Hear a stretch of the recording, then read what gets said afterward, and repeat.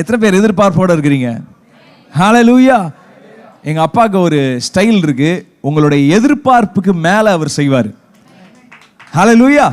எத்தனை பேர் விசுவாசிக்கிறீங்க? இப்போ அவருடைய பெயர் எதிர்பார்ப்புக்கு மேலே செய்கிற தேவனாக இருக்கிறதுனால நீங்கள் இந்த காலை வேளையில் உங்களுடைய எதிர்பார்ப்பை நீங்கள் ஃபிக்ஸ் பண்ணிக்கோங்க. ஃபார் எக்ஸாம்பிள், உங்களுடைய எதிர்பார்ப்பு 1 ரூபானா அவர் 2 ரூபாய்க்கு செய்வார். உங்களுடைய எதிர்பார்ப்பு 1 லட்சம் ரூபானா, நான் சும்மா எக்ஸாம்பிள் சொல்கிறேன், ப்ராஸ்பெரிட்டி ப்ரீச்சர்ன்றாதீங்க, சும்மா ஒரு எக்ஸாம்பிள் சொல்கிறேன். 1 லட்சம் ரூபானா 1,05,000 ரூபாய்க்கு அவர் செய்வார். 1 கோடி ரூபானா 2 கோடிக்கு ஆண்டவர் செய்வார். எனக்கு 1 குழந்தை வேணும்னா ஆண்டவர் 2 குழந்தை கொடுப்பாரு. எனக்கு 2 குழந்தை வேணும்னா ஆண்டவர் ஒரு 5 குழந்தை கொடுப்பாரு. 5 குழந்தை வேணும்னா ஒரு ஃபுட்பால் டீமை ஆண்டவர் ரெடி பண்ணுவார். எத்தனை பேர் விசுவாசிக்கிறீங்க? ஸோ எதிர்பார்ப்பை நீங்கள் தான் ஃபிக்ஸ் பண்ணணும். நான் எப்போவுமே சொல்லுவேன், அவருடைய பெயர் யெகோவா ஈரே. ஆனால் நீங்கள் பிளேட்டை கொண்டு போகிறீங்களா, வாளியை கொண்டு போகிறீங்களா, லாரியை கொண்டு போகிறீங்களான்னு உங்களுடைய கருத்தில் தான் இருக்குது. அவர் ஒரு பெட்ரோல் பங்க் மாதிரிங்க. அவருக்கு என்ன தெரியும்னா உங்களை நிரப்ப தெரியும். ஆனால் நீங்கள் எதை கொண்டு வரீங்க ஆண்டவருடைய டேபிள்னு உங்களுடைய கருத்தில் தான் இருக்குது. எத்தனை பேர் விசுவாசிக்கிறீங்க? ஸோ இந்த காலை வேளையில் பெரிய எதிர்பார்ப்போடு இருங்க. ஆண்டவரே, நான் எந்த மனுஷனுடைய சத்தத்தையும் கேட்க வரல. நான் ஐசக் பிரதருடைய சத்தத்தை கேட்க வரல, பெட்டியோட சத்தத்தை கேட்க வரல, நான் மியூசிக்கை கேட்க வரல. இதுக்குள்ளே இருக்கிற ஆண்டோடைய சத்தத்தை நான் கேட்க வந்திருக்கிறேன். எத்தனை பேர் விசுவாசிக்கிறீங்க? என்னுடைய கிரேட்டஸ்ட் அஜெண்டா என்னன்னா, நான் இங்கே மறைந்து அப்பாவோட சத்தம் உங்களுக்கு வெளிப்படணும், உங்களுக்கு ரேமா வார்த்தை வரணும், தீர்க்க தரிசன வார்த்தை இந்த காலை வேளையில் வரணும். நான் விருப்பப்படுறேன், நான் விசுவாசிக்கிறேன். ஆண்டவர் இந்த சீசனில் இன்னைக்கு நான் பேச போகிற வார்த்தையை கொண்டு ஆண்டவர் பெரிய அற்புதங்களை உங்களோட வாழ்க்கையில் செய்ய போகிறார். எத்தனை பேர் விசுவாசிக்கிறீங்க? எத்தனை பேர் ஆமேன்னு சொல்கிறீங்க? இன்னைக்கு கூட சிலுவையில் நமக்கு ஆண்டவர் பல அற்புதங்களை செய்திருக்கிறாரு, பல காரியங்களை உங்களுக்கு செய்து முடிச்சிருக்கிறாரு. எல்லாருக்கும் தெரிஞ்சதை நான் சொல்கிறேன். சிலுவைனாலே பாவ மன்னிப்பு தான், ஆமாவா இல்லைங்களா? உங்களுடைய பாவம் மன்னிக்கப்பட்டது. அப்புறம் சிலுவை என்றாலே நித்திய வாழ்வு குறிக்கிறது. சிலுவை என்றாலே அவர் நம்மளுடைய பரிகாரியாக இருக்கிறார். ஹி பிகேம் ஆர் ரெடீமர் அப்படின்னு பல காரியங்களை நம்ம பார்த்துருக்குறோம். ஆனால் இன்னைக்கு நான் ஒரு வார்த்தை கொண்டு உங்களோட பேச போகிறேன். சிலுவையில் உண்டான ஒரு அற்புதம் என்னன்னு பார்த்தீங்கன்னா, ஆண்டவர் நீங்கள் இழந்து போனதெல்லாம் மறுபடி மீட்டு தருகிற ஒரு தருணம் தான் சிலுவை. எத்தனை பேர் விசுவாசிக்கிறீங்க? இன்னைக்கு காலையில் நீங்கள் எதெல்லாம் இழந்து போயிருக்கிறீங்கன்னு தெரில. யாராவது ஆதியில் தேவன் மேலே கொண்டிருந்த அன்பை இழந்து போய் இந்த காலை வேளையில் உட்காந்துருக்கிறீங்களா? You don't know how to love God. 9th ஸ்டாண்டர்டில் 10th ஸ்டாண்டர்டில் நீங்கள் பயங்கரமாக அந்நிய பாஷையில் ஜெபம் பண்ணுவீங்க, ஒரு 2 அதிகாரம் வாசிப்பீங்க, இல்லைனா நீங்கள் மனப்பாட வசனத்தை நீங்கள் நல்லா மெமரைஸ் பண்ணுவீங்க, நல்லா உறவாடுவீங்க, ஆண்டவரோட ஜெபிப்பீங்க, ஆண்டவருடைய பழகுவீங்க. ஆனால் நாளாக நாளாக கொஞ்சம் கொஞ்சமாக கம்மியாகுது. ஆண்டவர் மேலே இருக்கிற அன்பு எதனால கம்மியாகுதுன்னே உங்களுக்கு தெரிய மாட்டேங்குது, ஆனால் கம்மியாகுது. If you have lost the love over God, ஆண்டவருடைய அன்பு உங்கள் மேலே மாறவே இல்லை. எத்தனை பேர் விசுவாசிக்கிறீங்க? உங்களுக்கும் எனக்கும் என்ன மாறுதுன்னா, the awareness that God loves me, ஆண்டவர் என்னை நேசிக்கிறார் என்கின்ற அறிவு ஒவ்வொரு நாளும் மாறிக்கொண்டிருக்கிறது. இன்னைக்கு தீர்க்க தரிசனமாக சொல்கிறேன், இன்னைக்கு பேசப்படுகிற வார்த்தை இழந்து போயிருக்கிற அந்த ஃபர்ஸ்ட் லவ் ஆண்டவர் இந்த காலவேளையில் ரெடி பண்ணி மறுபடி தரப்போகிறார். For no reason you will be madly in love with Jesus today. காரணமே இல்லாமல் அப்பா மேலே ஒரு பைத்தியக்காரத்தனமான அன்போட இன்னைக்கு நீங்கள் சுத்த போறீங்க. எத்தனை பேர் ரெடியாக இருக்கிறீங்க? நிறைய டைமில் எனக்கு ரெயின் அப்புறம் டிவைன்லாம் நிறையா குறும்பு பண்ணிகிட்டே இருப்பாங்க. திடீர்னு ஒரு நாள் மட்டும் எங்கேருந்து தான் அவங்க மேலே ரொம்ப பாசமாக இருக்குன்னு தெரியல, அன்றைக்கி மட்டும் ரொம்ப க்யூட்டாக தெரிவாங்க, பயங்கரமாக குறும்பு பண்ணுவாங்க, சாத்தனம் போல் இருக்கும். ஆனால் இன்னைக்கு பார்த்தா அவங்கள அதிகமாக கொஞ்சணும் போல் இருக்கும். அன்னைக்கு சீட் டே, ஏதாவது கேக் வாங்கி கொடுக்கணும் போல இருக்கும், இல்லை ஒரு ஐஸ்கிரீம் வாங்கி கொடுக்கணும் போல இருக்கும். அவுட் ஆஃப் நோ ரீசன் ஒரு நாள் மட்டும் பம்ப்டப்பாக இருக்கும்ல. இன்னைக்கு நான் சொல்கிறேன், ஆண்டவர் மேலே இருக்கிற உங்களுடைய அன்பு இன்னைக்கு மட்டும் அவுட் ஆஃப் நோ ரீசன் ரொம்ப அதிகமாக போகிறது. ஆண்டவரோட இணைகிற நீங்கள் எதெல்லாம் இழந்து போயிருக்கிறீங்கன்னு தெரியல. ஒருவேளை அந்த ஆதி அன்பை நீங்கள் இழந்து போயிருக்கலாம், அந்த லவ்வை இழந்து போயிருக்கலாம். ஆண்டவர் மறுபடி அதை ரிஸ்டோர் பண்ணுகிற காலை வேளையாக இருக்க போகிறது. எத்தனை பேர் ஆமைன்னு சொல்கிறீங்க?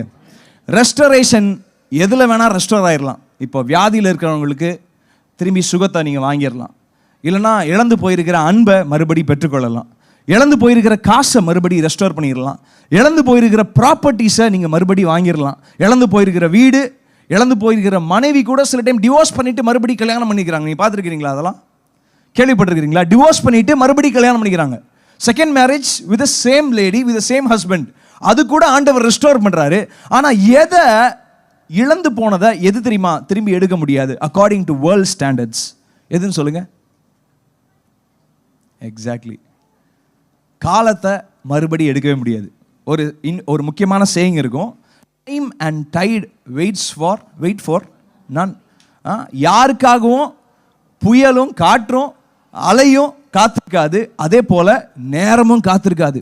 எல்லாரும் சொல்லுவாங்க 9th ஸ்டாண்டர்டில் ஃபெயில் ஆனால் ஃபெயில் தான்ப்பா, 12ஆம் கிளாஸில் நீ ஃபெயில் ஆனீன்னா அவ்வளோதான், ஒரு வருஷம் போனது தான். 4 வருஷம் தப்பான கோர்ஸை நீ எடுத்தீங்கன்னா போனது தான். தப்பான பெண்மணியை நீ காதலிச்சினா போனது தான். தப்பான நபரை நீ கல்யாணம் பண்ணினா அந்த நாட்கள் போனது தான் அப்படின்னு. ஆனால் சிலுவையில் ஆண்டவர் என்ன பண்ணுகிறாரு அப்படின்னு இன்னைக்கு காலையில் பார்க்க போகிறோம். எத்தனை பேர் ஆயத்தமாக இருக்கிறீங்க? அவர் பல ரெஸ்டரேஷன்ஸை பண்ணுறாரு, ஆனால் அந்த கிரேட்டஸ்ட் ரெஸ்டரேஷன் ஏன்னா காலத்தை மறுபடி அவர் பெற்று உங்களுக்கு தருகிறார். இழந்து போயிருக்கிற நாட்கள் எத்தனை பேர் விசுவாசிக்கிறீங்க? எத்தனை நாளாக நீங்கள் ஸ்லீப்லெஸ் நைட்ஸில் இருந்தீங்கன்னு எனக்கு தெரியாது. எத்தனை நாளாக சாப்பிட முடியாமல், பிரியாணியை பார்த்தா கூட சாப்பிட முடியாமல், வயிறுலாம் ஒரு மாதிரி ஒரு அப்படைட்டே இல்லாமல் இருந்த நாட்கள் எனக்கு தெரியாது. எத்தனை நாள் குழந்தை இல்லாமல் நீங்கள் இருந்தீங்கன்னு எனக்கு தெரியாது. எத்தனை நாள் சாப்பிட்றதுக்கு காசு இல்லாமல் நீங்கள் இருந்தீங்கன்னு தெரியாது. எத்தனை நாள் சந்தோஷத்தை இழந்து போய் ஐயோ இந்த நாட்கள்லாம் நான் மறந்தா நல்லா இருக்குமே அப்படின்னு நினச்ச நாட்கள் எத்தனை நாட்கள் இருக்குன்னு எனக்கு தெரியாது. ஆனால் எனக்கு ஒன்று தெரியும், சிலுவையில் நீங்கள் இழந்து போன நேரத்தை கூட ஆண்டவர் மறுபடி பெற்று தருவார். எத்தனை பேர் விசுவாசிக்கிறீங்க? இன்றைக்கி அதான் பார்க்க போகிறோம். கொஞ்ச நாளைக்கு முன்னாடி நான் ஒரு இன்டர்வியூ பார்த்துட்டு இருந்தேன். நிறைய பேர் சொல்லுவாங்க நான் KL ராகுல் மாதிரி இருக்கிறேன். அப்படியா? எனக்கு தெரியல. ஸோ நிறைய பேர் சொல்லுவாங்க KL ராகுல். நான் ஒரு KL ராகுலோட இன்டர்வியூவை நான் பார்த்துட்டு இருந்தேன். இன்டர்வியூவில் சொன்ன உடனே அந்த இன்டர்வியூவர் கேட்குறாரு, இன்டர்வியூவர் யாருன்னா ஆர் அஸ்வின். எனக்கு கிரிக்கெட் ரொம்ப பிடிக்கும், உங்களுக்கே தெரியும். எனக்கு சாப்பாடும் கிரிக்கெட்டும் ஆஃப்டர் காட் எனக்கு ரொம்ப பிடிச்சமான 2 என்டிட்டி. அதை நான் சொல்லி ஆகணும், எல்லாம் அதுக்கு ஏதாவது சொல்லுவாங்க. Okay, so R Ashwin interview கேட்குறாரு இவர்கிட்ட, KL ராகுல் கிட்ட கேட்குறாரு, நீங்கள் பின்னாடி போய் ரீவைன் பண்ணி போய் எதையாவது மாற்றணும் அப்படின்னு நினச்சா நீங்கள் எதை மாற்றுவீங்க அப்படின்னு சொன்ன உடனே இவர் சொல்கிறாரு, 2023 வேர்ல்டு கப்பில் நான் ரொம்ப ஸ்லோவாக ஆடினனால இந்தியா மேட்ச் தோத்துருச்சுன்னு நான் ஏர்போர்ட்டில் இருந்து நான் வரப்பவே வீட்டில் துரத்திட்டு வந்தாங்க. என் வீட்டை சேஸ் பண்ணிவிட்டு என் வீட்டை எரிச்சிடணும், கல்லெடுத்து அடிக்கணும் அப்படின்னு. ஸோ நான் எதை மாற்றிக்கணும்னு நினைக்கிறேன்னா, அவர் பேர் என்ன, ஸ்டார்க்கா, மைக்கேல் ஸ்டார்க்கா, பவுலர் பேர் மிச்சல் ஸ்டார்க்கை நான் ரொம்ப மோசமாக விளையாண்டுட்டேன், நான் அக்ரெசிவாக ஆடி இருக்கணும், எனக்கு அப்போ என்ன பண்ணணும்னு தெரியல, இழுத்து அடிக்கணுமா மெதுவாக அடிக்கணுமான்னு எனக்கு தெரியல, எனக்கு என்ன பண்ணுறதுனே தெரியல. நான் மறுபடி போய் அந்த மேட்ச் நான் திரும்ப விளையாடணும்னு ஆசைப்பட்றேன், நான் இப்போ இழுத்து அடிக்கணும்னு ஆசைப்பட்றேன், எப்படியாவது இந்தியாவுக்கு வேர்ல்டு கப் ஜெயிச்சு கொடுத்துடணும் அப்படின்னு ஆசைப்பட்றேன்னாரு. ஆனால் 2023 முடிஞ்சிருச்சு. இனிமேல் அந்த வேர்ல்டு கப்புக்கு போக முடியாது. ஆஸ்திரேலியா ஜெயிச்சது தான். ஆனால் அக்கார்டிங் டு பைபிள் ஸ்டாண்டர்ட்ஸ் அப்படி கிடையாது. ஏன்னா எதெல்லாம் நீங்கள் இழந்து போனீங்களோ ஆண்டவர் மீட்டு தருகிறாரு. மீட்டு தருகிறது மாத்திரம் இல்லை, அவர் மகிமையாக அவர் மீட்டு தருகிறார். எத்தனை பேர் விசுவாசிக்கிறீங்க? ஃபார் எக்ஸாம்பிள், திடீர்னு இந்த கோட்டு டக்குன்னு கிழிஞ்சிருச்சு, நான் வர வழியில் ஒரு கம்பி பட்டு இந்த கோட் கிழிஞ்சிருச்சுன்னு வச்சுக்கோங்களேன். நான் உடனே டெய்லர் கிட்ட கொண்டு போகிறேன். டெய்லர் கிட்ட கொண்டு போய் இதை சரி பண்ணி கொடுங்கப்பா அப்படின்னு. சரி பண்ணி கொடுக்குறவர் இதை விட நல்லா சரி பண்ணி கொடுப்பாரா, இதை விட மோசமாக சரி பண்ணி கொடுப்பாரா? இதை விட நல்லா சரி பண்ணி கொடுக்க முடியாது, ஒன்று புதுசாக தைச்சாதான். ஆனால் மேலே இருக்கிற ஏசப்பா உங்களுக்கு சரி பண்ணி கொடுத்தாருன்னா வாழ்க்கையை முன்னாடி இருந்த நிலைமையை விட இப்போ சூப்பராக தான் சரி பண்ணி கொடுப்பாரு. God's restoration is always glorious. எத்தனை பேர் அதை விசுவாசிக்கிறீங்க? எத்தனை பேர் ஆமேன்னு சொல்றீங்க? ஸோ சிலுவையில் ஆண்டவர் உங்களுக்கு பாவ மன்னிப்பு பெற்று தந்திருக்கிறாரு, ரட்சிப்பை பெற்று தந்திருக்கிறாரு, நித்திய வாழ்வை பெற்று தந்திருக்கிறாரு. ஆனால் இன்னைக்கு நான் எதை பேச போறேன்னா, God's restoration from the cross. சிலுவையிலிருந்து ஆண்டவர் எதெல்லாம் உங்களுக்கு மீட்டு தந்திருக்கிறாருன்னு பார்க்க போறோம். அதுக்கு முன்னாடி பழைய ஏற்பாட்டில் எனக்கு ரொம்ப பிடிச்ச ஒரு பகுதி இருக்கு. எலிசாவும் ஒரு பெண்மணியும் அவங்களுக்கு இருக்கிற ஒரு ரிலேஷன்ஷிப் அண்ட் என்கவுண்டர், அதை நம்ம பார்க்க போறோம். 2 ராஜாக்கள் 8ஆம் அதிகாரம் 1-6 வரைக்கும் நம்ம வாசிக்கலாம். 2 ராஜாக்கள் 8ஆம் அதிகாரம் 1-6 வரைக்கும். நீ உன் வீட்டாரோடும் கூட எழுந்து புறப்பட்டு போய் எங்கேயாகிலும் சஞ்சரி, கர்த்தர் பஞ்சத்தை வருவிப்பார், அது 7 வருஷம் தேசத்தில் இருக்கும் என்று சொல்லி இருந்தான். அந்த ஸ்திரீ எழுந்து தேவனுடைய மனுஷன் சொன்ன வார்த்தையின்படி செய்து தன் வீட்டாரோடும் கூட புறப்பட்டு பெலிஸ்தரின் தேசத்திலே போய் 7 வருஷம் சஞ்சரித்தாள். 7 வருஷம் சென்ற பின் அவள் பெலிஸ்தரின் தேசத்தை விட்டு திரும்ப வந்து தன் வீட்டுக்காகவும் தன் வயலுக்காகவும் ராஜாவினிடத்தில் முறையிடும்படி போனாள். அந்நேரத்தில் ராஜா தேவனுடைய மனுஷனின் வேலைக்காரனாக இருந்த கேயாசியுடனே பேசி, எலிசா செய்த அதிசயங்கள் எல்லாம் நீ எனக்கு விவரமாய் சொல் என்றான். செத்துப்போனவனை உயிர்ப்பித்தார் என்பதை அவன் ராஜாவுக்கு அறிவிக்கிற போது இதோ அவன் உயிர்ப்பித்த பிள்ளையின் தாயாகிய அந்த ஸ்திரீ வந்து தன் வீட்டுக்காகவும் தன் வயலுக்காகவும் ராஜாவினிடத்தில் முறையிட்டாள். அப்பொழுது கேயாசி, ராஜாவாகிய என் ஆண்டவனே, இவள் தான் அந்த ஸ்திரீ, எலிசா உயிர்ப்பித்த இவளுடைய குமாரன் இவன் தான் என்றாள். அந்த ராஜா அந்த ஸ்திரீயை கேட்டதற்கு அவள் அதை அவனுக்கு விவரித்து சொன்னாள். அப்பொழுது ராஜா அவளுக்கு ஒரு பிரதானியை நியமித்து அவளுக்கு உண்டானது எல்லாவற்றையும் அவள் தேசத்தை விட்டு போன நாள் முதற்கொண்டு இதுவரைக்கும் உண்டான அந்த வயலின் வருமானம் அனைத்தையும் அவளுக்கு கிடைக்கும்படி செய் என்றான். போதும். இந்த ஸ்திரீயை பற்றி நீங்கள் ஏற்கனவே வாசிருப்பீங்க. இந்த ஸ்திரீ வந்து எப்படிப்பட்ட ஸ்திரீனா, இந்த ஸ்திரீக்கு புருஷன் இருக்கிறாங்க. புருஷன் வந்து ரொம்ப வயசானவராக இருக்கிறாரு. அவருக்கு காலம்லாம் சென்று போயிடுச்சு. இந்த ஸ்திரீக்கும் அந்த புருஷனுக்கும் குழந்தைகளே கிடையாது.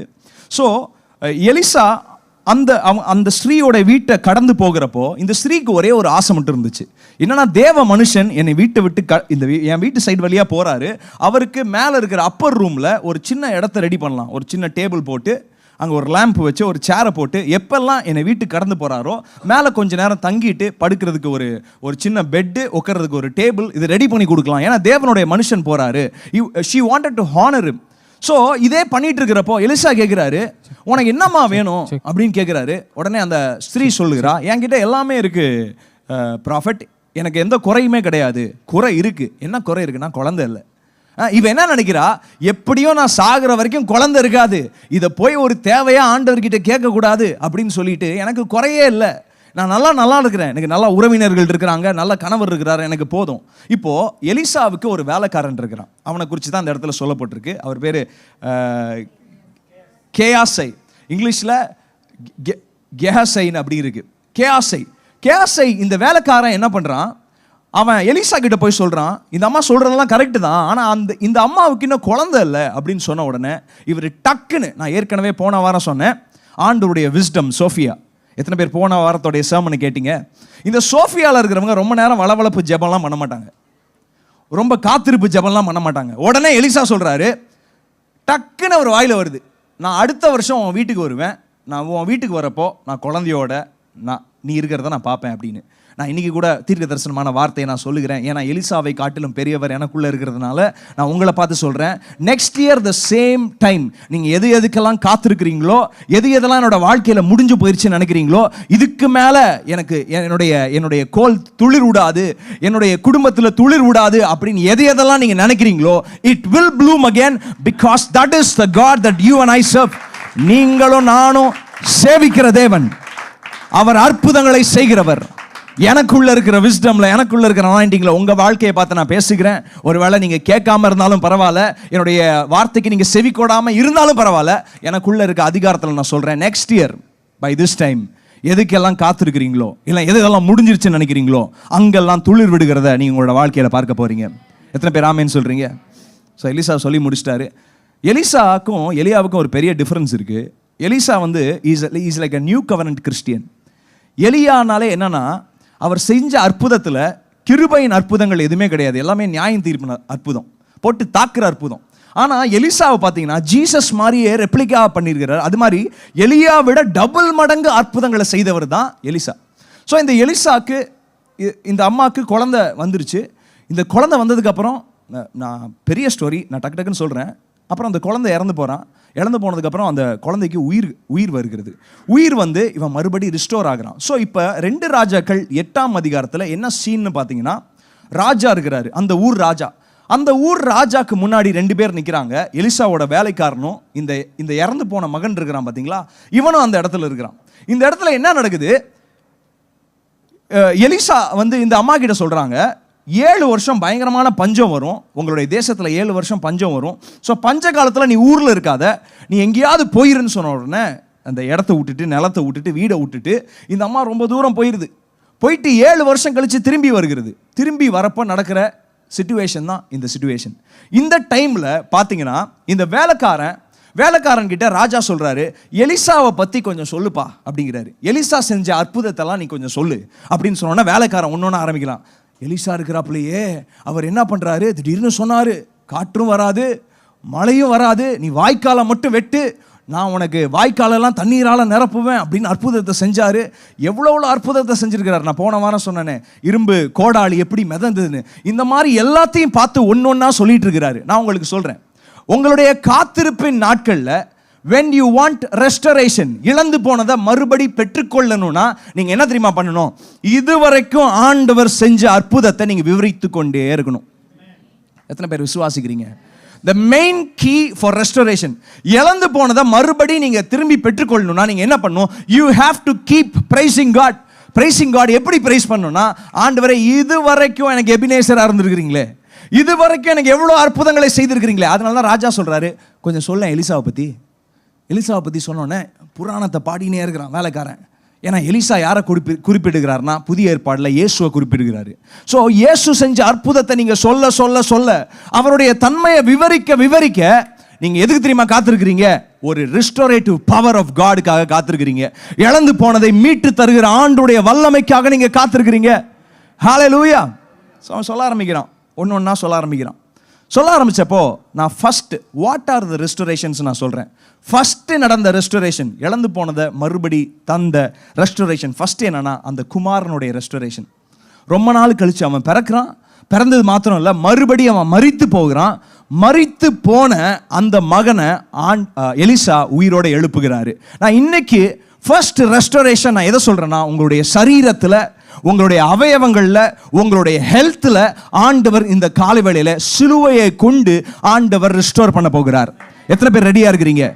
நம்ம அந்த வசனங்கள்லாம் பார்க்க போகிறோம், எப்படி சிலுவையிலிருந்து ரெஸ்டோரேஷன் வருதுன்னு பார்க்க போகிறோம். ஆனால் அதுக்கு முன்னாடி வாட் ஆர் த ரெஸ்டோரேஷன் நீங்கள் புரிஞ்சுக்கணும். எந்தெந்த விதமான ரெஸ்டோரேஷனை ஆண்டவர் செய்கிறார்? ஃபர்ஸ்ட், உங்களுடைய சரீரத்தில் நீங்கள் இழந்து போயிருக்கிறது எல்லாத்தையும் ஆண்டவர் திரும்பி தருகிறார். யாராவது பலன் இல்லைன்னு நினைக்கிறீங்களா? நீங்கள் அன்றைக்கி கூட ஒரு இன்டர்வியூவை பார்த்துட்டு இருந்தேன். அதில் ஒரு வயசான அம்மா சொல்லிட்டு இருக்கிறாங்க, நான் 20s நான் நேஷ்னல் லெவல் ஆத்லீட்டாக இருந்தேன். நேஷ்னல் லெவல் ஆத்லீட்டாக என்னை விட நல்லா ஃபாஸ்ட்டாக ஓடுறவங்க யாருமே கிடையாது. ஆனால் சின்ன ஒரு ப்ராப்ளம் என் காலில் வந்துச்சு, சின்ன ஒரு டிசீஸ் மாதிரி வந்துச்சு. அது என்னை ஓட விடாமல் பண்ணதை தாண்டி என்னை நடக்க விடாமல் பண்ணி ஒரு காலை ஆம்பியூட்டேட் பண்ணுற அளவுக்கு மோசமான நிலைமையில் நான் தள்ளப்பட்டேன் அப்படின்னு ஒரு அம்மா அவங்களோட இன்டர்வியூவில் சொல்லிட்டு இருந்தாங்க. அப்படிப்பட்ட நிலைமைக்கு நீங்கள் போனாலும் பரவாயில்ல, my God will restore your youth. நான் இன்னைக்கு தீர்க்க தரிசனமா சொல்றேன், உங்களுடைய இளமையின் நாட்களை ஆண்டவர் மறுபடி உங்களுக்கு ரெஸ்டோர் பண்ணுவார். எத்தனை பேர் விசுவாசிக்கிறீங்க? வசனம் அப்படிதான் சொல்லி இருக்கிறது, God will restore your youth. உங்களுடைய இளமை நாட்களில் உங்களுக்கு இருந்த பலனை ஆண்டவர் உங்களுக்கு ரெஸ்டோர் பண்ணுவார். அந்த பையனை பார்க்க எந்த ரெஸ்டரேஷன் எனக்கு ஞாபகம் வருதுன்னா, இழந்து போன சரீரத்தில் இருக்கிற சுகம், இழந்து போயிருக்கிற சரீரத்தில் இருக்கிற பலனை ஆண்டவர் இந்த காலை வேளையில ரெஸ்டோர் பண்ணுவார். எத்தனை பேர் ஆமேன்னு சொல்றீங்க? ரெண்டாவது ரெஸ்டரேஷன் யாருக்கு தெரியுமா நடக்குது? வேலைக்காரனுக்கே நடக்குது. அவன் என்னங்க இழந்து போனான்? அவன் இழந்து போனதை நெறியாங்க. நான் என்னன்னு உங்களுக்கு சொல்கிறேன், இந்த வேலைக்காரன் நல்ல வேலைக்காரன் கிடையாது. இங்கே பாருங்களேன், ஆண்டவர் யாரை ரெஸ்டோர் பண்ணணும்? நல்லவங்களுக்கு தானே ரெஸ்டரேஷன் கொடுக்கணும். நீங்கள் நன்மையான காரியங்களை செஞ்சுருந்தானே ரெஸ்டரேஷன் பண்ணணும். இந்த வேலைக்காரன் ஒரு கேடித்தனம் பண்ணுறான். என்ன கேடித்தனம் உங்களுக்கு தெரிஞ்சிருக்கும். நாமான்னு ஒரு போர் வீரன் வரான். போர் வீரன் எலிசாவை பார்க்கணுன்னு வரான். எலிசா உடனே சொல்கிறாரு, நீ 7 தடவை யோர்தானில் முங்கி எழு, நீ 7ஆவது தடவை எழுகிறப்போ உனக்கு எல்லாம் சரியாயிரும்னு. உடனே அவன் முங்கி எழுந்த உடனே சின்ன குழந்தைய போல் அவனுடைய ஸ்கின் மாறிடுச்சு. உடனே இந்த போர் வீரன் எலிசா கிட்ட சொல்கிறான், உங்களுக்கு என்ன வேணும்? நான் தங்க காசு வச்சிருக்கிறேன், வெள்ளி காசு வச்சிருக்கிறேன், என்ன வேணாலும் உங்களுக்கு தரேன் அப்படின்னு சொன்ன உடனே, இங்கே பாரு, நான் காசுக்கு சுகத்தை தருகிறவன் கிடையாது, நீ எனக்குள்ளே இருக்கிறத உனக்கு தரேன், எனக்கு காசெல்லாம் வேணான்னு சொன்னப்போ இவன் போனதுக்கப்புறம் இந்த வேலைக்காரன் பின்னாடியே ஓடுறான். சரி, எங்கள் எஜமானம் தான் காசு வேணான்ட்டாரு, அட்லீஸ்ட் எனக்காவது கொடுங்க அப்படின்னு கொண்டு வந்த காசை ஆட்டையை போட்டான். உடனே எலிசாக்கு தெரியாத ஒன்று இருக்கா? உடனே எலிசா கேட்குறாரு, தம்பி எங்கே போயிட்டு வந்த அப்படின்னு. இல்லை அவர் பத்திரமா போனாரான்னு பார்க்க போனேன் அப்படிங்கிற. டேய் நீ உண்மையாக சொல்லு. அவன் கடைசி வரைக்கும் உண்மையாக சொல்ல மாட்டான். உண்மையாக சொல்லையா கை இப்படி ஆயிரும் அப்படின்பாரு. உடனே அவனுக்கு லெப்ரசி வந்துடும். லெப்ரசி இந்த லெப்ரசி எப்போ தெரியுமா ஹீல் ஆச்சுன்னு பைபிளில் சொல்லப்படலை. ஆனால் ஒன்று பைபிள் சொல்லியிருக்கிறது, எப்படி அவன் ராஜாக்கு முன்னாடி ஒரு லெப்பர் நிற்க முடியும், ஒரு குஷ்டரோகி எப்படி ராஜாக்கு முன்னாடி நின்று எப்படி எலிசாவோட கதையை சொல்ல முடியும். எல்லா ஸ்காலர்ஸும் சொல்கிறாங்க, அந்த வேலைக்காரனுடைய லெப்ரசி ஹீல் ஆயிருக்கு. எப்போ ஹீல் ஆச்சுன்னா, because of the restorative power. எப்படிப்பட்ட ரெஸ்டரேட்டிவ் பவர்னா, நல்லவனுக்கு மாத்திரம் ரெஸ்டரேட்டிவ் பவர்ல, யார் யாரு கிருபைக்குள்ள இருக்கிறாங்களோ, ஆண்டவரே நான் ஒரு பாவத்தை செஞ்சுட்டேன், நான் ஒரு தப்பான முடிவை நான் பண்ணிட்டேன், இருந்தாலும் என்னை மன்னிங்கன்னு யார் யாரெல்லாம் கேட்குறாங்களோ அவங்களுக்கு எல்லாருக்குமே ரெஸ்டரேட்டிவ் பவர் இந்த காலை வேளையில் வருகிறது. எத்தனை பேர் ஆமேன்னு சொல்றீங்க? ஃபஸ்ட்டு அந்த பையன் நல்ல பையன், அவனுக்கு உயிர் போயிட்டு திரும்பி வந்துச்சு. ஆனால் அந்த வேலைக்காரனும் நல்ல வேலைக்காரன் கிடையாது. இவன் கோல்மால் பண்ணுறான், காசை திருடுறான், இருந்தாலும் அவனுக்கு ஆண்டவர் இழந்து போனதை மறுபடி பெற்று தருகிறார். எத்தனை பேர் விசுவாசிக்கிறீங்க? எத்தனை பேர் ஆமேன்னு சொல்கிறீங்க? So first health and life restored. Second, உங்களுடைய பொசிஷன், நீங்கள் இழந்து போன அந்த ஸ்தானத்தை ஆண்டவர் மறுபடி உங்களுக்கு தரப்போகிறார். யாராவது உங்களுடைய வேலையில், உங்களுடைய படிப்பில், உங்களுடைய குடும்பத்தில் ஏதாவது ஸ்தானத்தை நீங்கள் இழந்து போயிருந்தீங்கன்னா, ஆண்டவர் இன்னைக்கு இழந்து போன ஸ்தானத்தில் மறுபடி உங்களை கொண்டு வந்து உட்கார வைப்பார். எத்தனை பேர் விசுவாசிக்கிறீங்க? I don't know what you have lost. உங்களுடைய பொசிஷன் as ஒய்ஃபா இருக்கலாம், அதை கூட ஆண்டவர் ரிஸ்டோர் பண்ணுவார்.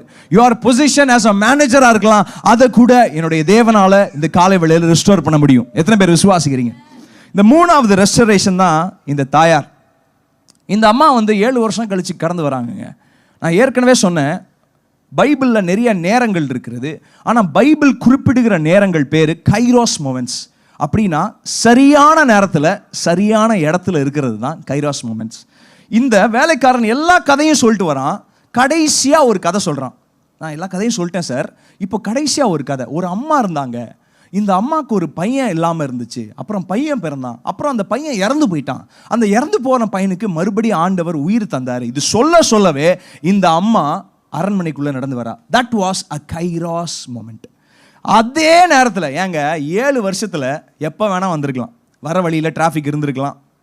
சில டைம் ரெட் லைட் விழுந்தாலும் you are still on God's time.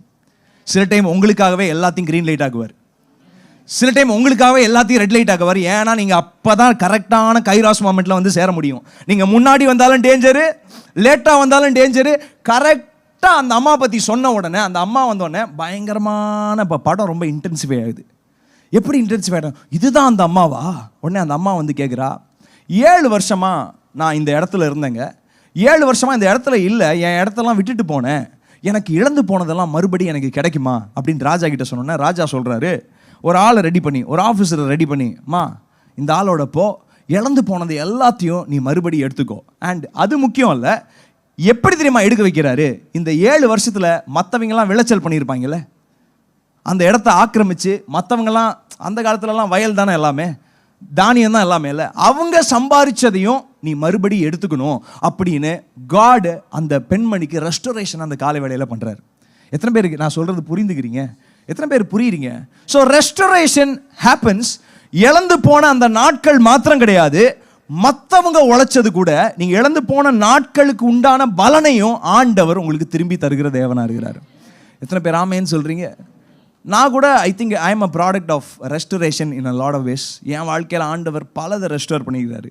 Restore பண்ண சந்தோஷமாக இருக்கலாம், ரெஸ்டோர் பண்ண என்னுடைய மிஸ்டேக்ஸ் ஆண்டவர் ரெஸ்டோர் பண்ணிக்கிறாரு, என் தேவையில்லாத நாட்கள் ஆண்டவர் ரெஸ்டோர் பண்ணிக்கிறாரு. நான் விசுவாசிக்கிறேன், ஆண்டவர் இந்த காலை வேளையில் நீங்கள் எந்த சூழலில் இருந்தாலும் அவர் மறுபடி இழந்து போனதை உங்களுக்கு பெற்றுத்தருகிற தேவனாக இருக்கிறாரு. எத்தனை பேர் விசுவாசிக்கிறீங்க? ஹல்லேலூயா, ஹல்லேலூயா. God is a mighty God.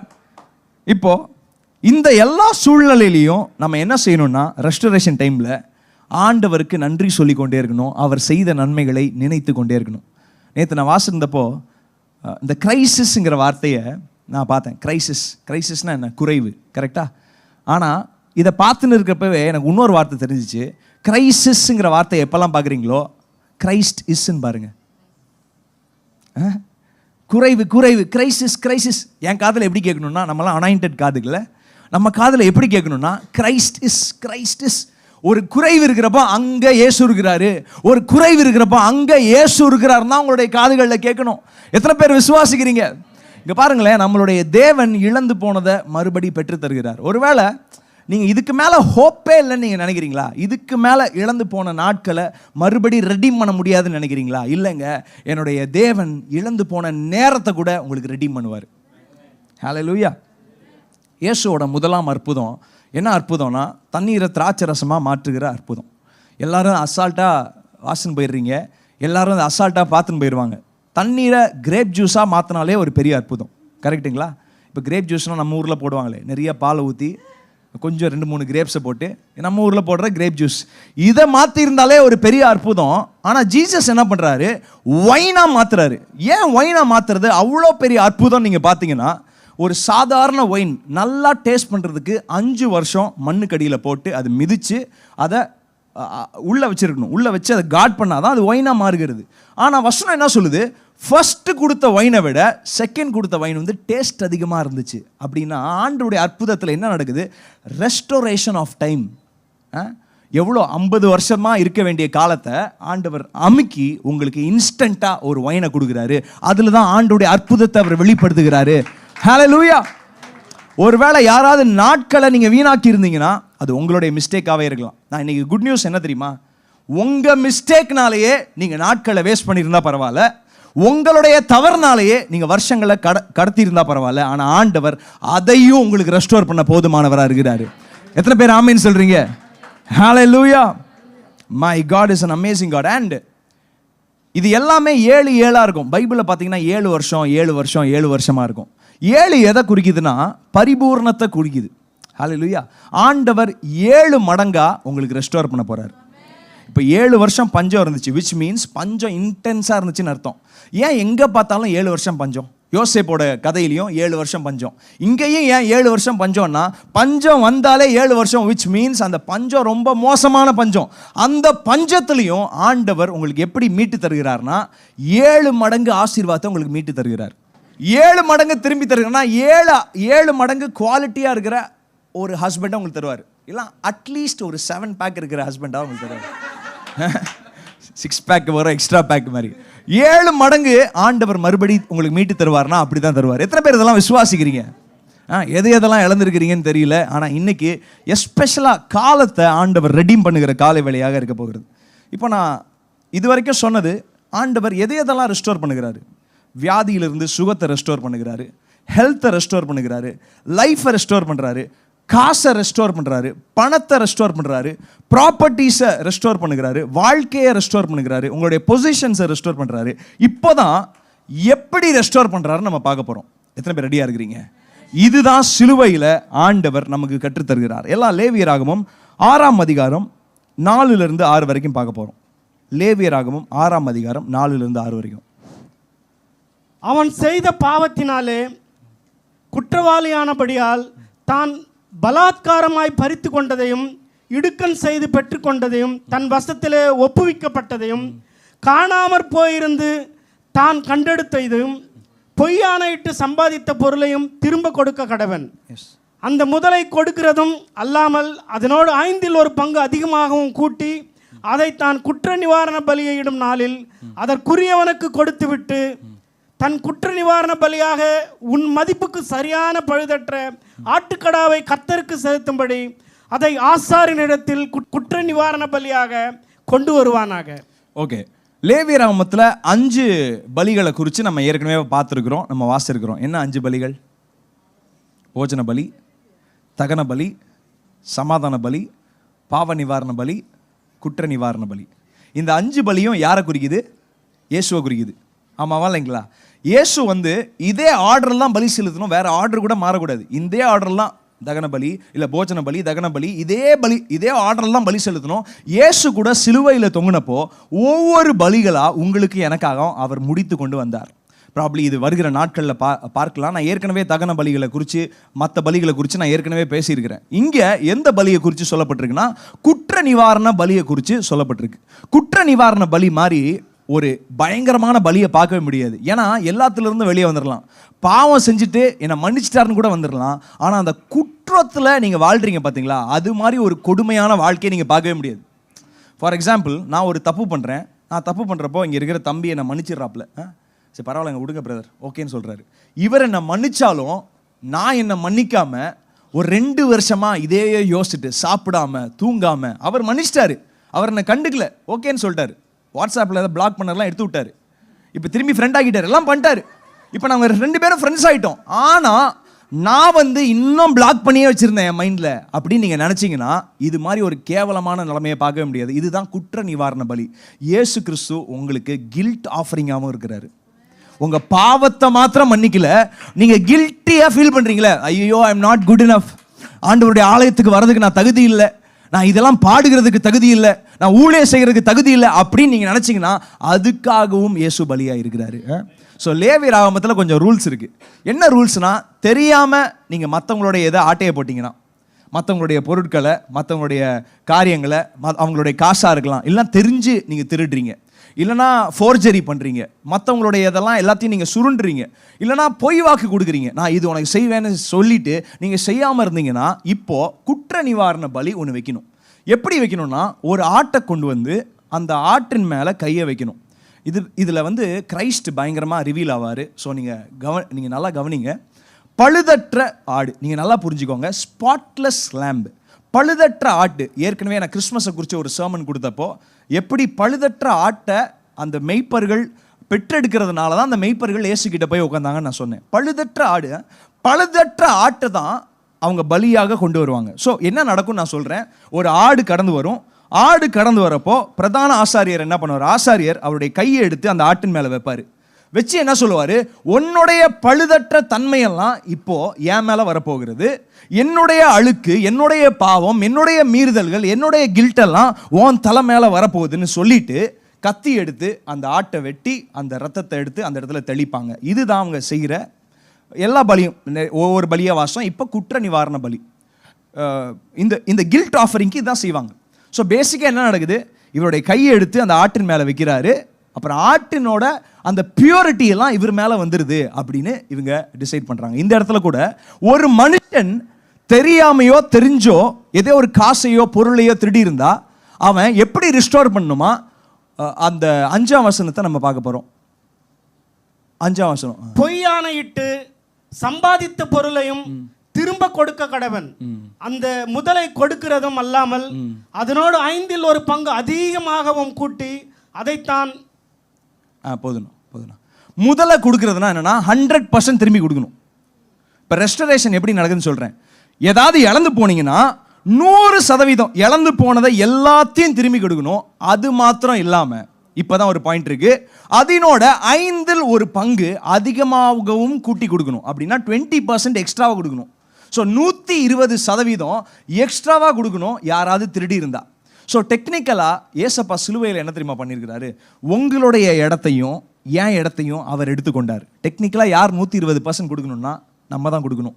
நம்மளுடைய பாவத்துக்கு 120% கொடுக்கணும். அப்போ நம்மளுடைய ஜீவன் கொடுத்தா ஆண்டவருக்கு பத்தாது. நம்மளுடைய ஜீவனை கொடுத்துட்டு இன்னும் நம்மளுடைய குழந்தைகளுடைய ஜீவனும் கொடுக்கணும்னு நினைக்கிறேன். அப்போ தான் 120% வரணும். எத்தனை பேருக்கு நான் சொல்கிறதெல்லாம் விளங்குது? ஸோ 120% நான் கொடுக்கணும். ஆனால் ஏசப்பா சொல்கிறாரு, பழுதற்ற ஆடாக நான் உனக்கு முன்னாடி நிற்கிறேன், உன் கையெடுத்து என் தலை மேலே வை, உன்னுடைய அழுக்கெல்லாம் என் மேலே வரும், என்னுடைய பரிசுத்தம்லாம் உன் மேலே வந்துடும், இனிமேல் நீ பலி செலுத்த வேண்டிய அவசியம் இல்லை, நான் உனக்காக பலியாகிறேன் அப்படின்னு சிலுவையில் அவர் அடிக்கப்பட்ட ஆட்டுக்குட்டியாக அவர் தொங்கினார். எதுக்காக தொங்கினார்னா குற்ற நிவாரண பலியா அவர் தொங்கினார். ஸோ காட்ஸ் ரெஸ்டரேஷன் உங்களுக்கு எப்படி வருதுன்னா 120% உங்கள் குடும்பத்திலேயே உங்களோட வாழ்க்கையில் அது மறுபடியும் வந்து சேர்கிறது. எத்தனை பேர் விசுவாசிக்கிறீங்க? ஃபார் எக்ஸாம்பிள், நீங்கள் ஒரு காரை இழந்து போயிருந்தீங்கன்னா ஒரு காரும் ஒரு வண்டியும் ஆண்டவர் சேர்த்து கொடுப்பார் 120%. ஒரு குழந்தைய நீங்கள் இழந்து போயிருந்தீங்கன்னா ஆண்டவர் 2 குழந்தையா திரும்பி கொடுப்பாரு 120%. எத்தனை பேருக்கு விசுவாசிக்கிறீங்க? எத்தனை பேருக்கு நான் சொல்கிறது விளங்குது? ஸோ காசை 1 லட்ச ரூபா நீங்கள் இழந்துருந்தீங்கன்னா ஆண்டவர் மினிமம் உங்களுக்கு எப்படி கொடுப்பாருன்னா 1,20,000 தான் திரும்பி தருவார். ஏன்னா when Jesus died on the cross, அவர் குற்ற நிவாரண பலியாக சிலுவையில் அவர் தொங்கினால 120% உங்களுக்கு மறுபடி ரெஸ்டரேஷனை தருகிறாரு. ஃபர்ஸ்ட் நம்ம என்ன பார்த்தோம், எங்கெங்கிருந்து ரெஸ்டரேஷன் கொடுக்குறாரு. இப்போ என்ன பார்க்குறோம், எப்படி ரெஸ்டோர் பண்ணுகிறாரு அப்படின்னா 120% உங்களுக்கு ரெஸ்டோர் பண்ணுகிறாரு. ஹல்லேலூயா, ஹல்லேலூயா. இந்த லென்ட் சீசன்லையும் கூட இயேசுவோடைய ரத்தம் எனக்காக சிந்தப்பட்டுச்சு, எனக்காக அவர் பலியானார், எனக்காக அவர் பாவமாக்கப்பட்டார், என்னுடைய சாபங்களை எல்லாத்தையும் அவர் சுமந்து கொண்டார். அது மாத்திரம் கிடையாது, அவர் நீங்கள் இழந்து போனதையும் மறுபடியும் உங்களுக்கு பெற்றுத்தருகிற ஒரு நல்ல தகப்பனாக இருக்கிறாரு. இழந்து போன எல்லாத்தையும் 120% ஆண்டவர் மறுபடியும் உங்களுக்கு பெற்றுத்தருகிறார். நான் ரொம்ப நாளாக ஒரு கில்ட்டில் இருந்தேன். என்ன கில்ட்டில் இருந்தேன்னா, நான் இன்ஜினியரிங் 4 வருஷம் படித்தேங்க. அப்புறம் MBA 2 வருஷம் படித்தேன். 6 வருஷம் ஓட்டுங்களா. இந்த 6 வருஷம் படித்து முடிச்சதுக்கப்புறம் நான் என்ன பண்ணியிருக்கணும், ஒரு கம்பெனியில் வேலை செஞ்சுருக்கணும். ஆனால் நான் என்ன பண்ணேன், நான் மியூசிஷியன் ஆவேன்னு. அதுக்கு 12ஆம் கிளாஸ் படிச்சுட்டு நான் நேராக வந்திருக்கலாம். 6 வருஷம் எங்கள் அப்பா அம்மாவோட காசை நான் செலவு பண்ணிட்டேன். 6 வருஷம் முக்கியமான வருஷம் வேஸ்ட் ஆயிடுச்சு. நான் எங்கேயோ போயிருப்பேன், ஆனால் அந்த 6 வருஷம் வேஸ்ட் ஆயிடுச்சு. எங்கள் அப்பா அம்மாவுக்கும் ரொம்ப காசெல்லாம் கிடையாது, அவங்களால முடிஞ்சதெல்லாம் போட்டு என்னை படிக்க வச்சு காசு லேக்ஸாக அவ்வளோ போட்டாங்க. இதை நான் எப்படி திரும்பி கொடுக்க போகிறேன்? திரும்பி கொடுக்குறது அவங்க எதிர்பார்க்க மாட்டாங்க, ஆனால் நான் நல்லா வாழ்ந்தா போதுன்னு நினைப்பாங்களே, என் வருஷத்தெல்லாம் வேஸ்ட் பண்ணிட்டேனே அப்படின்னு நினச்சேன். ஒரு நாள் ஆண்டவர் என்கிட்ட பேசினார், ஒரு நிமிஷம் கூட உன் வாழ்க்கையில் வேஸ்ட்டே இல்லைன்னு என்னோட பேசினார். அதே வார்த்தையை நான் உங்கள் மேலே பேசுகிறேன். Not even 1 second is wasted for a righteous person. ஒரு நீதிமானுக்கு ஒரு நிமிஷம் கூட வேஸ்ட் கிடையாது. ஹல்லேலூயா, ஹல்லேலூயா. ஏன் தெரியுமா ஆண்டவர் ரெஸ்டோர் பண்ணுறாரு? ரெஸ்டோரேஷனில் ஒரு பெரிய கதை இருக்குங்க. ரெஸ்டோரேஷன்னா வெறும் இழந்து போனதை திரும்பி கொடுக்கறது மாத்திரம் இல்லை, நீ ஒருவேளை அந்த நேரத்தில் அங்கே இருந்தீன்னா உன் வாழ்க்கை மடிந்து போயிருக்குன்னு ஆண்டவர் சில டைம் ரெஸ்டோரேஷன் ஸ்டோரியே கொண்டு வராரு. எத்தனை பேருக்கு நான் சொல்கிறது புரியுது? ஹல்லேலூயா. ரூத்துக்கு எப்படிங்க ரெஸ்டோர் பண்ணார்? ரூத்தோடைய கணவன் இறந்து போயிட்டார். நம்மலாம் அசால்ட்டாக வாசிடுறோம்ல, வெளிநாட்டு கணவர்லாம் இறந்து போனால் யோசிச்சு பாருங்க. கணவர் இறந்து போயிட்டாரு. இறந்து போனதுக்கப்புறம் மாமியாரோடையே திரும்பி போகிறா. இப்போ வாழ்க்கையில் எப்படி இருக்கும்னு நினைக்கிறீங்க? ஏதோ வயிறுக்கு ஒரு கூழ் கிடைச்சா போதும், சாப்பிட்றதுக்கு ஏதோ ஒரு ரொட்டி கிடைச்சா போதும், இப்படி தான் ரூத்தோட நிலைமை இருந்திருக்கும். ஆனால் ஆண்டவர் எப்படி தெரியுமா ரெஸ்டோர் பண்ணுறாரு? ஒரு போவாசு, ஒரு பெரிய முதலாளிக்கு மனைவியாக கொண்டு போய் வைக்கிறாரு. அது பெரிய ரெஸ்டோரேஷன் கிடையாது. என்ன ரெஸ்டோரேஷன்னா, இயேசுவோடைய கிராண்ட் மதராக மாறுகிறது தான் ஒரு பெரிய ரெஸ்டோரேஷன். ஹல்லேலூயா. இயேசுவோட வம்ச வழியில் வருகிறது தான் ஒரு பெரிய ரெஸ்டோரேஷன். நீங்க நினைக்கிறீங்க 1 லட்சம் போச்சுன்னா ஆண்டவர் 7 லட்சம் தருவார்னு. அது ரெஸ்டோரேஷன் இல்லை. 1 லட்சம் போனதுக்கு அப்புறம் அதுக்கு அப்புறம் ஆண்டவர் உங்களை பெரிய ராஜாவாக்குறது தான் பெரிய ரெஸ்டோரேஷன். இல்லை வேற ஒரு பெரிய உயர்வை கொடுக்கறதா ரெஸ்டோரேஷன். என் வாழ்க்கையில் ரெஸ்டோரேஷன் நான் தெரியுமா பார்க்குறேன்? உங்களுக்கு முன்னாடி இப்போ பாஸ்டரா நிற்கிறேன்னு, இதுதான் ஆண்டவர் செஞ்ச ரெஸ்டோரேஷன். ஹல்லேலூயா. ஒருவேளை எனக்கு ரெஸ்டோரேஷன் எப்படி தேவைப்பட்டிருக்கும் தெரியுமா? எங்கள் அப்பா அம்மா இவ்வளோ லட்ச ரூபா செலவு பண்ணிட்டாங்க, 6 வருஷம் வேஸ்ட் ஆயிடுச்சு. 6 மாதத்துலேயே நாங்கள் ஸ்பெண்ட் பண்ண காசெல்லாம் ஆண்டவர் டக்குன்னு கொடுத்துருவாரு. அது ரெஸ்டோரேஷன் கிடையாது. ஆனால் உங்களுக்கு முன்னாடி இப்படிப்பட்ட ஜனத்துக்கு முன்னாடி ஆண்டோடைய சத்தமாக ஆண்டவர் என்ன நிறுத்தி வச்சிருக்காரு பார்த்தீங்களா? இதுதான் என் வாழ்க்கையில் நான் ரெஸ்டோரேஷனாக பார்க்குறேன். நீங்கள் நினைக்கிறீங்க இழந்து போனதை அதையே கொடுக்கறதா ஆண்டவருடைய ரெஸ்டோரேஷன். இல்லைங்க, ஆண்டவர் வேற திட்டம் போட்டு அது 120 மடங்காக உங்களுடைய பார்வைக்கு முன்னாடி ஆண்டவர் கொண்டு வந்து வைப்பார். எத்தனை பேர் அதை விசுவாசிக்கிறீங்க? ஹல்லேலூயா. இப்படி தான் ஆண்டவர் உங்களுக்கு ரெஸ்டோர் பண்ணுகிறாரு. ஒரு முக்கியமான சங்கீதத்தை உங்களுக்காக வாசிக்கிறேன். இந்த சங்கீதம் இந்த அதிகாரம் மேசியானிக் அதிகாரம். இங்கே பாருங்களேன், சில சங்கீதம் எத்தனை பேருக்கு இது தெரியும் தெரியல. சங்கீதம் 90 மோசே எழுதின சங்கீதம், தாவீது எழுதின சங்கீதம் கிடையாது. சில பேர் சங்கீதம் 91 கூட மோசே எழுதுன்னு சொல்கிறாங்க. அது ஒரு பெரிய டிபேட் போகுது. மோசே எழுதியிருக்கலாம், தாவீது எழுதியிருக்கலாம் அப்படின்னு பெரிய டிபேட் போயிட்டு இருக்கு. ஆனால் சங்கீதம் 90 மோசே எழுதினது. அண்ட் சில சங்கீதங்கள் இயேசுவை தீர்க்க தரிசனமாக தாவீது கொண்டு அவர் எழுதியிருக்கிறார். நம்ம சும்மா அசால்ட்டாக சொல்லிட்டு போயிருக்கிறோம், தாவீதின் குமாரன் தான் இயேசு கிறிஸ்து. அந்த கனெக்ஷனை நீங்கள் அசால்ட்டாக எடுத்துக்காதீங்க. தாவீதுக்கு கிறிஸ்துவை பற்றின ரெவலேஷன் இருந்துச்சு. அதனால பல வசனங்கள், பல சங்கீதங்கள் இயேசுவை குறித்து அவர் ஏற்கனவே எழுதியிருக்கிறார். அந்த மாதிரி ஒரு சங்கீதம் தான் இது. சங்கீதம் 69 4ஆம் வசனத்தை நம்ம பார்க்க போகிறோம். சங்கீதம் 69 4ஆம் வசனம். நிமித்தமில்லாமல் என்னை பகைக்கிறவர்கள் என் தலைமயிரிலும் அதிகமாயிருக்கிறார்கள். வீணாக எனக்கு சத்துருக்களாகி என்னை சங்ககரிக்க வேண்டும் என்கிறவர்கள் பலத்திருக்கிறார்கள். நான் எடுத்துக்கொள்ளாததை நான் கொடுக்க வேண்டியதாயிற்று. ஹல்லேலூயா. இந்த வார்த்தையை நீங்க பாருங்களேன். நிமித்தம் இல்லாமல் என்னை பகைக்கிறார்கள். They hate me for no reason. English பைபிளில் போட்டிருக்கு, they hate me for no reason. இது யாரை குறித்து சொல்லப்பட்டிருக்குன்னா, நம்ம எல்லாரும் நினைக்கிறோம் தாவீதை குறித்து சொல்லப்பட்டிருக்குன்னு. இல்லை, ஏசப்பா இதே வார்த்தை இன்னொரு இடத்துல சொல்றாரு. அதை நம்ம பார்க்க போறோம். எங்கன்னா யோவான் 15ஆம் அதிகாரம் 25ஆம் வசனத்தை நம்ம பார்க்க போறோம். முகாந்தரம் இல்லாமல் என்னை பகைத்தார்கள் என்று அவர்களுடைய வேதத்தில் எழுதியிருக்கிற வாக்கியம் நிறைவேறும்படிக்கு இப்படி ஆயிற்று. ஹல்லேலூயா. முகாந்திரம் இல்லாமல் என்னை பகைத்தார்கள் என்று அவர்களுடைய வேதத்தில் எழுதியிருக்கிற வாக்கியம் நிறைவேறும் பொருட்டு. அப்படின்னா ஏற்கனவே வேதத்தில் எழுதியிருக்கிறது. யாரை குறித்து எழுதியிருக்கிறது? என்ன குறித்து எழுதியிருக்கிறது? எங்கே எழுதியிருக்குன்னா இதே சங்கீதம் 69:4. மறுபடியும் அங்கே போக போகிறோம். சங்கீதம் 69:4. நிமித்தமில்லாமல் அறியாமல் என்னை பகைக்கிறவர்கள் என் தலைமயிரிலும் அதிகமாயிருக்கிறார்கள். வீணாக எனக்கு சத்துருக்களாகி என்னை சங்ககரிக்க வேண்டும் என்கிறவர்கள் பலத்திருக்கிறார்கள். நான் எடுத்துக்கொள்ளாததை நான் கொடுக்க வேண்டியதாயிற்று. இந்த வார்த்தையை தான் உங்க மேல பேசுறேன். நான் எடுத்துக்கொள்ளாததை நான் கொடுக்க வேண்டியதாயிற்று. இங்கிலீஷ் பைபிள்ல போட்டிருக்கு, though I have not stolen anything, I still must restore it. நான் உங்ககிட்ட இருந்து எதையுமே எடுக்கல, இருந்தாலும் நான் திரும்பி கொடுக்குறேன் அப்படின்னு ஏசப்பா அவரை குறிச்சே தீர்க்க தரிசனமா சொல்லிக்கிறாரு. ஆண்டவர் உங்ககிட்ட இருந்து எதையுமே எடுக்கலைங்க, பட் ஸ்டில் உங்ககிட்ட இருந்து வாங்கினா ஆண்டவர் திரும்பி கொடுக்குறதுக்கு எல்லா ரைட்ஸும் இருக்கு. அவர் சொல்றாரு, நான் பாவத்தையே பார்க்கலங்க, நான் எந்த தவறுமே செய்யலை, எனக்குள்ள எந்த பழுதுமே கிடையாது. ஆனா உங்களுடைய பழுதிற்காக, நீங்க செஞ்ச பாவத்திற்காக, உங்களுடைய மீறுதல்களுக்காக நான் சிலுவையில போனனால நான் எதையுமே எடுத்துக்கொள்ளல, but still I have called to restore you. உன்னை மறுபடி இழந்து போனதை மறுபடி திரும்பி கொடுக்கறதா என்னுடைய அழைப்பா இருக்குதுன்னு ஏசப்பா சிலுவையில சொல்கிறத நம்ம பார்க்கிறோம். அவரை குறிச்சே எழுதப்பட்ட தீர்க்க தரிசனம் இது. எத்தனை பேருக்கு நான் சொல்றது விளங்குது? So when God restores you, ஆண்டவர் நீங்க இழந்து போனதெல்லாம் மறுபடி அவர் தருகிறப்போ அவர் எப்படி தருகிறார்னா, உங்களுடைய டைமென்ஷன் படி கிடையாது, ஆண்டவருடைய தன்மையின் படி ஆண்டவர் திரும்பி தருகிறார். ஹல்லேலூயா. இப்போ ஜப்பானில் ஒரு சின்ன கல்ச்சர் இருக்குங்க. அந்த சின்ன கல்ச்சரில் என்ன சொல்லுதுன்னா, ஒரு சின்ன அங்கே பார்த்தீங்கன்னா எல்லாமே போர்சிலின் ஜார்ஸ் தான் யூஸ் பண்ணுவாங்க, போர்சிலின் வெசல்ஸை யூஸ் பண்ணுவாங்க. அது சாப்பிட்றதுக்காக இருக்கலாம், இல்லைனா டெக்கரேஷன்ஸுக்காக இருக்கலாம். ஒருவேளை யாராவது சின்ன குழந்தை தெரியாமல் தட்டி அந்த போர்சிலின் இது கீழே விழுந்துச்சுன்னா அவங்க ஒரு காரியத்தை செய்வாங்க. இப்போ நானும் பெட்டியெல்லாம் என்ன பண்ணியிருப்போன்னு சொல்கிறேன். ஒருவேளை என் பையன் கீழே தட்டி விட்டுருந்தா பளீர்னு லெஃப்ட் ரைட் சென்டரில் ஒன்று கொடுத்துருப்போம். ஆனால் அவங்க அப்படி செய்கிறதில்ல. அவங்க என்ன பண்ணுறாங்க, அந்த மகனை எல்லாருக்கும் முன்னாடி கொண்டு வந்து நிப்பாட்டுறாங்க. நிப்பாட்டி கை தட்டுறாங்களா எல்லாரும் சேர்ந்து. என்ன பண்ணுறாங்க? நம்ம ஊரில் அது நடக்குமா?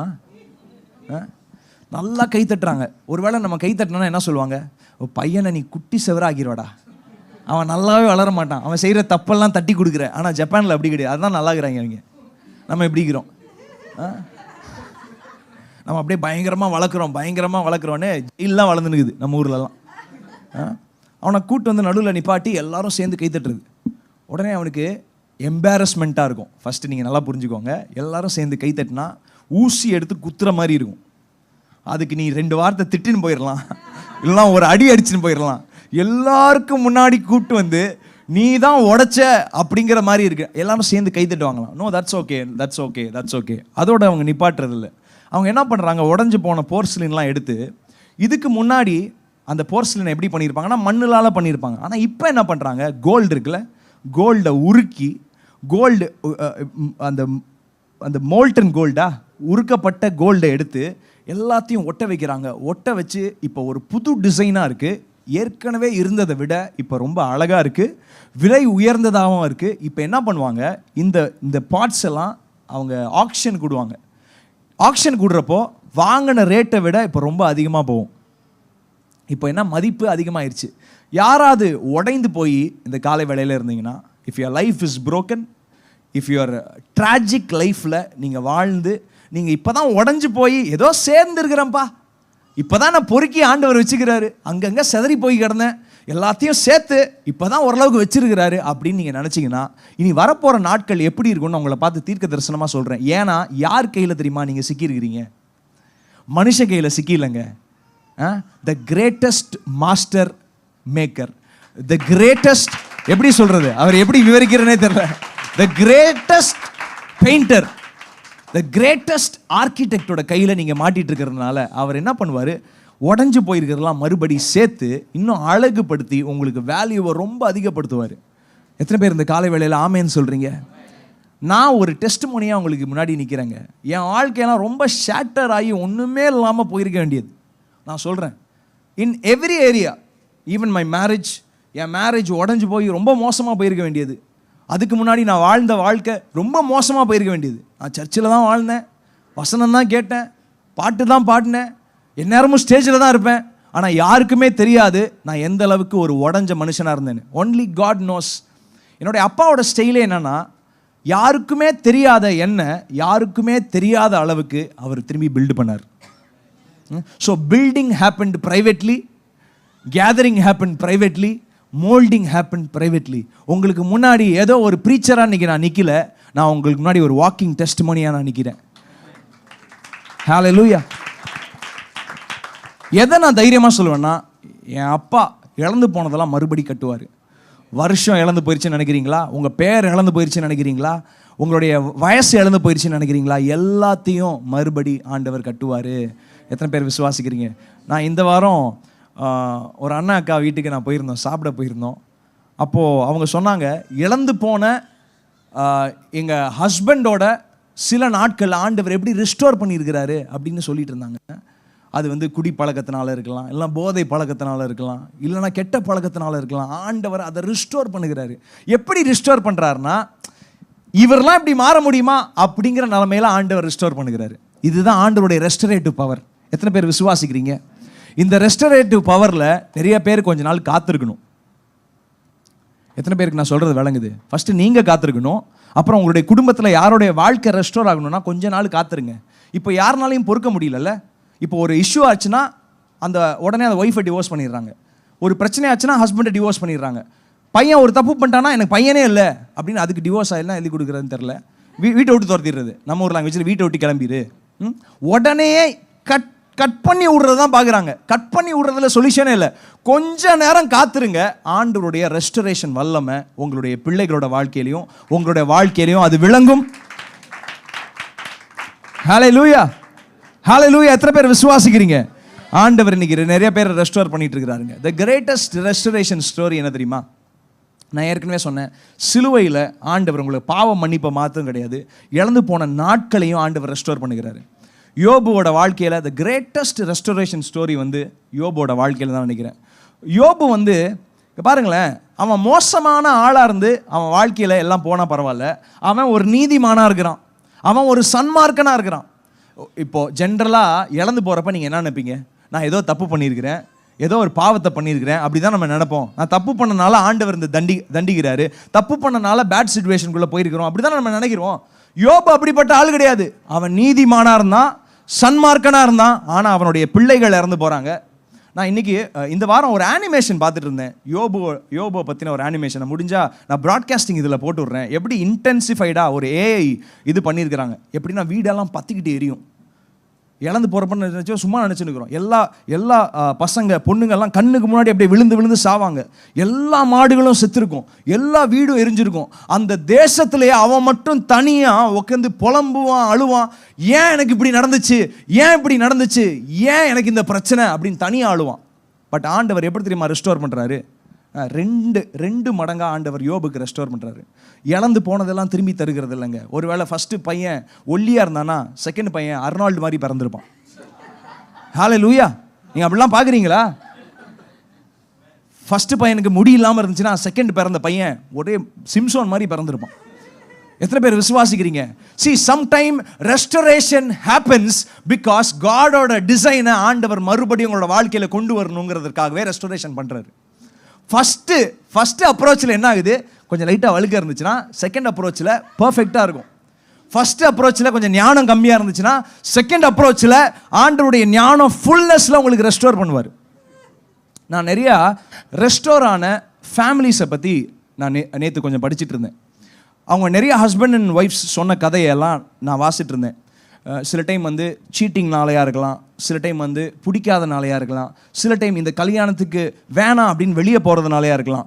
இதெல்லாம் நடந்துட்டு மறுபடி சேர்றாங்க பார்த்தீங்களா? when they come back together, மறுபடி சேர்ந்த உடனே அவங்களுக்கு எப்படி கடவுள் வந்து குழந்தைகளை கொடுத்தாரு, எப்படி நல்ல வேலைகளை கொடுத்தாரு, எப்படி நல்ல வாழ்க்கையை அமைத்து கொடுத்தாரு, எப்படி வீடுகளை தந்தாரு, எப்படி பெரிய உயர்வுகளை தந்தாருன்னு அவங்களே வாயை திறந்து சொல்கிறாங்க. So when restoration happens, it happens gloriously.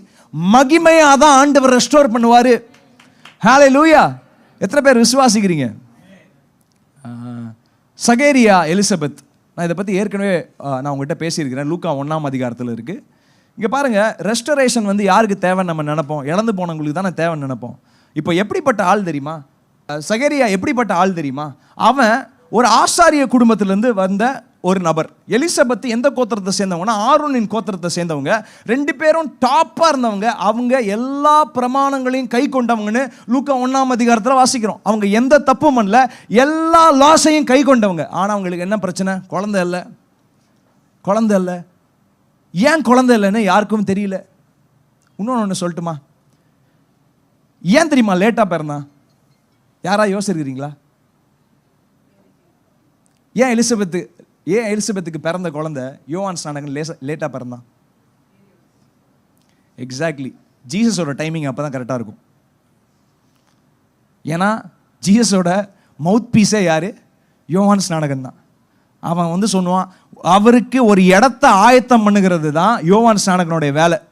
ஒருவேளை அவன் சீக்கிரம் பிறந்திருந்தானா ஜீசஸோட டைமிங்கை மிஸ்மேட்ச் ஆகிருக்கும். ஜீசஸோட டைமிங்கை ஃபிக்ஸ் பண்ணதே யார்? யோவான் ஸ்நானகன் தான். ஸோ அதனால தான் இவன் நல்லவனாக இருந்தாலும், எலிசபெத் நல்லவளாக இருந்தாலும் குழந்தை பிறக்கல. Sometimes you are asking God, நான் நல்லவனாக தான் இருந்திருக்கிறேன், ஏன் இப்படி நடக்குது? நான் ஒழுங்காக தானே இருந்திருக்கிறேன், நான் எந்த தப்புமே பண்ணலையே, ஆனால் எனக்கு அற்புதம் வரலையே. ஏன்னா ஆண்டவருடைய கிரேட்டஸ்ட் டெஸ்டினிக்காக டைம் அலைன்மெண்ட் பண்ணிட்டு இருப்பார். ஹல்லேலூயா. எத்தனை பேர் ஃபிசிக்ஸ் பற்றி கொஞ்சம் பார்க்க ரெடியாக இருக்கிறீங்க? ஃபிசிக்ஸ் யாருக்கெல்லாம் பிடிக்கும்? எனக்கு ரொம்ப பிடிக்கும்.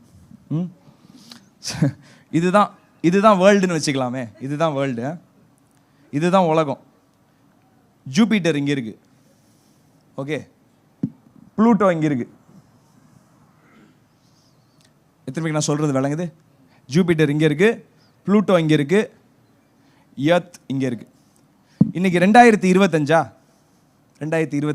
ஞாயிற்றுக்கிழமை. ஜூபிட்டருக்கு எப்போ தெரியுமா 2025 வரும்? 2050 2025 வரும். நான் சொல்கிறது உங்களுக்கு புரியுதா? இன்னைக்கு நடந்த நிகழ்வை அவங்க ஜூம் போட்டு பார்த்தாங்கன்னா 2050 தான் இன்னைக்கு போட்டிருக்கிற இந்த ட்ரெஸ்ஸை இவங்களால பார்க்க முடியும். நான் ப்ளூட்டோக்கு வரேன். ப்ளூட்டோக்கு வந்து 2080 தான் 2025 தெரியும். இன்னைக்கு நடந்துட்டு இருக்கிற இந்த சர்வீஸ் இவங்களுக்கு எப்போ தெரியும்னா 2080 தான் தெரியும். ஸோ அதனால தான் சொல்கிறேன், ஆண்டவர் எதை கம்ப்ரஸ் பண்ணி உங்களுக்கு தருவார் தெரியுமா? டைமை ரிஸ்டோர் பண்ணுவார். டைமுங்கிறது உங்களுடைய அபிப்பிராயத்தில் இருக்கு, உங்களுடைய டைமென்ஷனில் இருக்கு. ஆண்டவருடைய டைமென்ஷனில் டைம் கிடையாது. ஆண்டவர் பார்த்துன்னு இருப்பார். இப்போ நம்ம விண்டேஜ் வீடியோஸ் எல்லாம் பார்த்துன்னு இருப்போம். சென்னை வந்து 1900 எப்படி இருந்துச்சு? ஏன்னா ப்ளூட்டோக்கு வெளியில் இருக்கிறவன் இப்போ அதான் பார்த்துன்னு இருப்பான். நம்ம போட்டிருக்கிற கையிலையும் சென்னையில் ஓடின ட்ராமோ இப்போ தான் அவன் கண்ணுக்கு தெரியும். ஸோ ஆண்டோடைய பார்வையில் எப்படி இருக்கும் பாருங்க உங்களுடைய காலம். ஆண்டவர் எங்கே இருக்கிறாரு? அவர் எல்லா இடத்துலையும் இருக்கிறாரு. அவர் காலத்திற்கு அப்பாற்பட்டவருங்க. நீங்கள் தான் டைம்குள்ளே மாட்டிட்டு, ஐயோ இன்னைக்கு நாள் சரியில்லையே, இன்னைக்கு நேரம் சரியில்லையே, ஏன் 2 வருஷம் வேஸ்ட் ஆயிடுச்சு. ஆண்டவர் என்ன பண்ணுவார்? எனக்கு இன்னும் அந்த 2 வருஷம் வேஸ்ட் ஆனதே தெரியலையே பாரு. அவருடைய பார்வையில் ஃபியூச்சர்லேருந்து பார்த்துன்னு இருப்பார். நீங்கள் எப்படி வாழ போகிறீங்க, யாரை கல்யாணம் பண்ண போகிறீங்க, எங்கே நீங்கள் செட்டில் ஆக போகிறீங்க, எப்படி ஆசீர்வாதமாக வாழ போகிறீங்கன்னு ஆண்டவர் இங்கிருந்து பார்த்துன்னு இருப்பார். ஆண்டவர் நடுவில் நடக்கிற கதையெல்லாம் அவருக்கு தெரியாது. நீங்கள் போட்டு உழப்பிட்டு இருப்பீங்க, இன்னைக்கு நாள் சரியில்லையே, இந்த 2 வருஷம் வேஸ்ட் ஆயிடுச்சே. அதனால தான் ஆண்டவருடைய கிரேட்டஸ்ட் ரெஸ்டோரேஷனு உங்களுடைய காலத்தை மறுபடி திரும்பி தருகிறது தான். எத்தனை பேர் விசுவாசிக்கிறீங்க? உங்களுடைய நாட்களை ஆண்டவர் மறுபடி ரெஸ்டோர் பண்ணி கொடுப்பாரு. ஏன்னா my daddy is apart from time. நீங்களும் காலத்துக்கு அப்பாற்பட்டவர்கள். ஏன்னா நம்ம வந்து உலகத்திற்கு சிட்டிசன்ஸ் கிடையாது. we are the citizens of heaven. எத்தனை பேர் விசுவாசிக்கிறீங்க? எத்தனை பேர் நான் சொல்றது புரியுது? Time is just a dimension for you. உங்களுக்கு புரியுற மாதிரி ஆண்டவர் செட் பண்ணி கொடுத்துருக்கிற ஒரு கிளாக். ஆனால் ஆண்டவருடைய பார்வையில் நேரமே கிடையாது. அதனால தான் அவர் நேரத்தை மறுபடி ரெஸ்டோர் பண்ணி கொடுக்குறதெல்லாம் அவருக்கு ஒரு லேசான காரியம். நீங்கள் சொல்கிறீங்க 7 வருஷமாக குழந்தை இருக்குல்லையே. அவ்வளோயா? எனக்கு 7 செகண்ட் தான் குழந்தை இல்லாமல் இருந்தாம மாதிரி இருந்துச்சு. நீ 7 வருஷங்கிறியே. ஆண்டோடைய பார்வையில் நேரம் ஒரு பொருட்டே கிடையாது. இப்போது எலிசபெத்துக்கும் சகேரியாவுக்கும் அப்படி தான். இவங்களுக்கு கிரேட்டஸ்ட் கேள்வி என்ன? எனக்கு குழந்தை இல்லை, நான் கிளவி ஆகிட்டேன், நான் வயசானவனாகிட்டேன், நான் ஆசாரிய ஊழியம் பண்ணணும், ஒரே ஒரு தடவை சீட்டு விழுந்துச்சு, மேலே போய் ஊழியம் பண்ணுறதுக்கு பையன் கூட இல்லை அப்படின்னு அழுதுட்டு இருக்கிறான். ஆனால் ஆண்டவர் பண்ணார், நீ இப்போ பிறந்தாதான் என் குமாரன் பிறப்பான்பா, நீ இப்போ பிறந்தாதான் அவன் சிலுவையில் வந்து தொங்க முடியும், நீ இப்போ பிறந்தாதான் ஒரு பெரிய சகாப்தம் ஆரம்பிக்கும் அப்படின்னு ஆண்டோடைய பார்வையில் எழுதி வச்சிருப்பாரு. எத்தனை பேருக்கு நான் சொல்கிறது விளங்குது? அண்ட் இன்னொன்று சொல்கிறேன், when God gives you restoration, அவர் உங்களை எப்படி தெரியுமா ரெஸ்டோர் பண்ணுவார்? ஃபஸ்ட்டு அந்த ரெஸ்டோரேஷனுக்கு நம்மளை பாத்திரமானா ஃபஸ்ட்டு ஆண்டவர் மாற்றிடுவார். ஹல்லேலூயா.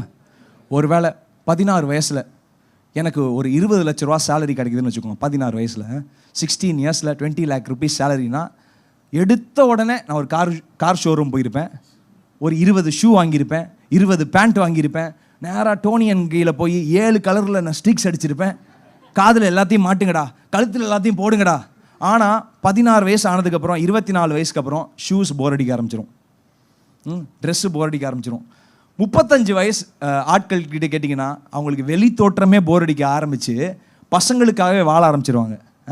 ஆண்டவர் இப்போது உங்ககிட்ட எல்லாத்தையும் கொடுப்பாரு. when you don't live for yourself, செல்ஃபிஷாக வாழுகிற நாள் ஒரு முடிவுக்கு வருகிறப்போ ஆண்டவர் சில ஆசீர்வாதங்களை உங்களுக்கு தராரு. So restoration happens in God's appointed time. ஆண்டவர் முன்குறித்த காலத்தில் நேரத்தில் ஆண்டவர் உங்களுக்கு ரெஸ்டரேஷனை பண்ணுவார். எத்தனை பேர் விசுவாசிக்கிறீங்க? ஐயோ எனக்கு போயிருச்சேன்னு நினைக்காதீங்க. இன்னைக்கு நிறைய ரெஸ்டரேஷன் இந்த கால வேளையில் நடந்துட்டு இருக்கு, நான் விசுவாசிக்கிறேன். நான் எப்படி ரெஸ்டோர் பண்ணாருன்னு நான் சொன்னேன். 120% ரெஸ்டோர் பண்ணுவார். அண்ட் ஆண்டவருடைய 120% புதிய ஏற்பாட்டில் ஒரு வார்த்தையாக இருக்கிறது. அந்த வார்த்தையை நான் உங்களோட பேச போகிறேன். ரோமர் 5ஆம் அதிகாரம், ரோமர் 8ஆம் அதிகாரம், ரோமரில் இந்த வார்த்தை அதிகமாக இருக்குது. அந்த ஒரே ஒரு வார்த்தையை மட்டும் நான் சொல்லிட்டு உங்கள்கிட்ட முடிக்கிறேன். ரோமர் 5ஆம் அதிகாரம் 8-9 நம்ம பார்க்கலாம். நாம் பாவிகளாய் இருக்கையில் கிறிஸ்து நமக்காக மரித்ததினாலே தேவன் நம்மேல் வைத்த தமது அன்பை விளங்க பண்ணுகிறார். இப்படி நாம் அவருடைய இரத்தத்தினாலே நீதிமான்களாக்கப்பட்டிருக்க கோபாக்கினைக்கு நீங்களாக அவராலே நாம் ரட்சிக்கப்படுவது அதிக நிச்சயமாமே. நான் என்ன வார்த்தையை சொல்றேன்னா, அதிக நிச்சயம். இங்கிலீஷ்ல எப்படி இருக்கு? Much more. எல்லாரும் சொல்றீங்களா? Much more. சத்தமா சொல்லுங்க. Much more. அதிகம்னு சொல்லுங்க. நல்லா சத்தமா சொல்லுங்க. அதிகம். இந்த மச் மோருங்கிற வார்த்தை கிட்டத்தட்ட 5ஆம் அதிகாரத்தில் 8ஆம் அதிகாரத்தில் 5 தடவை யூஸ் பண்ணப்பட்டிருக்கு. மச் மோர், அதிகம் அதிகம் அதிகம். எது அதிகம்னா, நீங்கள் நீதிமான்கள் ஆக்கப்படுகிறது அதிக நிச்சயம். Much more he will make you as a righteous person. So உங்களுடைய ரெஸ்டரேஷன் எப்படி இருக்கும்னா அதிகமாக இருக்கும். எத்தனை பேர் விசுவாசிக்கிறீங்க? நீங்கள் இழந்து போனதை எப்படி தெரியுமா நீங்கள் மீட்டுக்கொள்வீங்க? அதிகமாக நீங்கள் மீட்டுக்கொள்வீங்க இந்த காலை வேளையில். ஹல்லேலூயா. எத்தனை பேர் சொல்கிறீங்க உங்களுடைய காசை இழந்திருக்கிறேன்னு எத்தனை பேர் சொல்கிறீங்க? I've lost some money somewhere. Have you lost some money somewhere? உங்கள் நண்பர்கிட்ட கொடுத்து நீங்கள் காசு இழந்திருக்கலாம். ஆண்டவர் உங்களை எப்படி தெரியுமா ரெஸ்டோர் பண்ணுவார்? ஆண்டவர் நீதி செஞ்சால் எப்படி தெரியுமா நீதி செய்வார்? நீங்கள் இழந்து போனதை மாத்திரம் ஆண்டவர் திரும்பி தர மாட்டார். இழந்து போன அந்த காசோடைய முதல் இருக்குது பார்த்தீங்களா, அதை மட்டும் ஆண்டவர் திரும்பி தர மாட்டார். 120% ஆண்டவர் இழந்து போனதையும் தருவார், முதலையும் தருவார், இன்ட்ரெஸ்டையும் தருவார். அவருடைய தன்மையின்படி அவர் பெரிய மகத்துவத்தை உங்களுடைய வாழ்க்கையில் அவர் செய்து முடிப்பார். ஹல்லேலூயா. எத்தனை பேர் விசுவாசிக்கிறீங்க? எனக்கு அப்புறம் ஒரு தம்பி பிறந்தான்.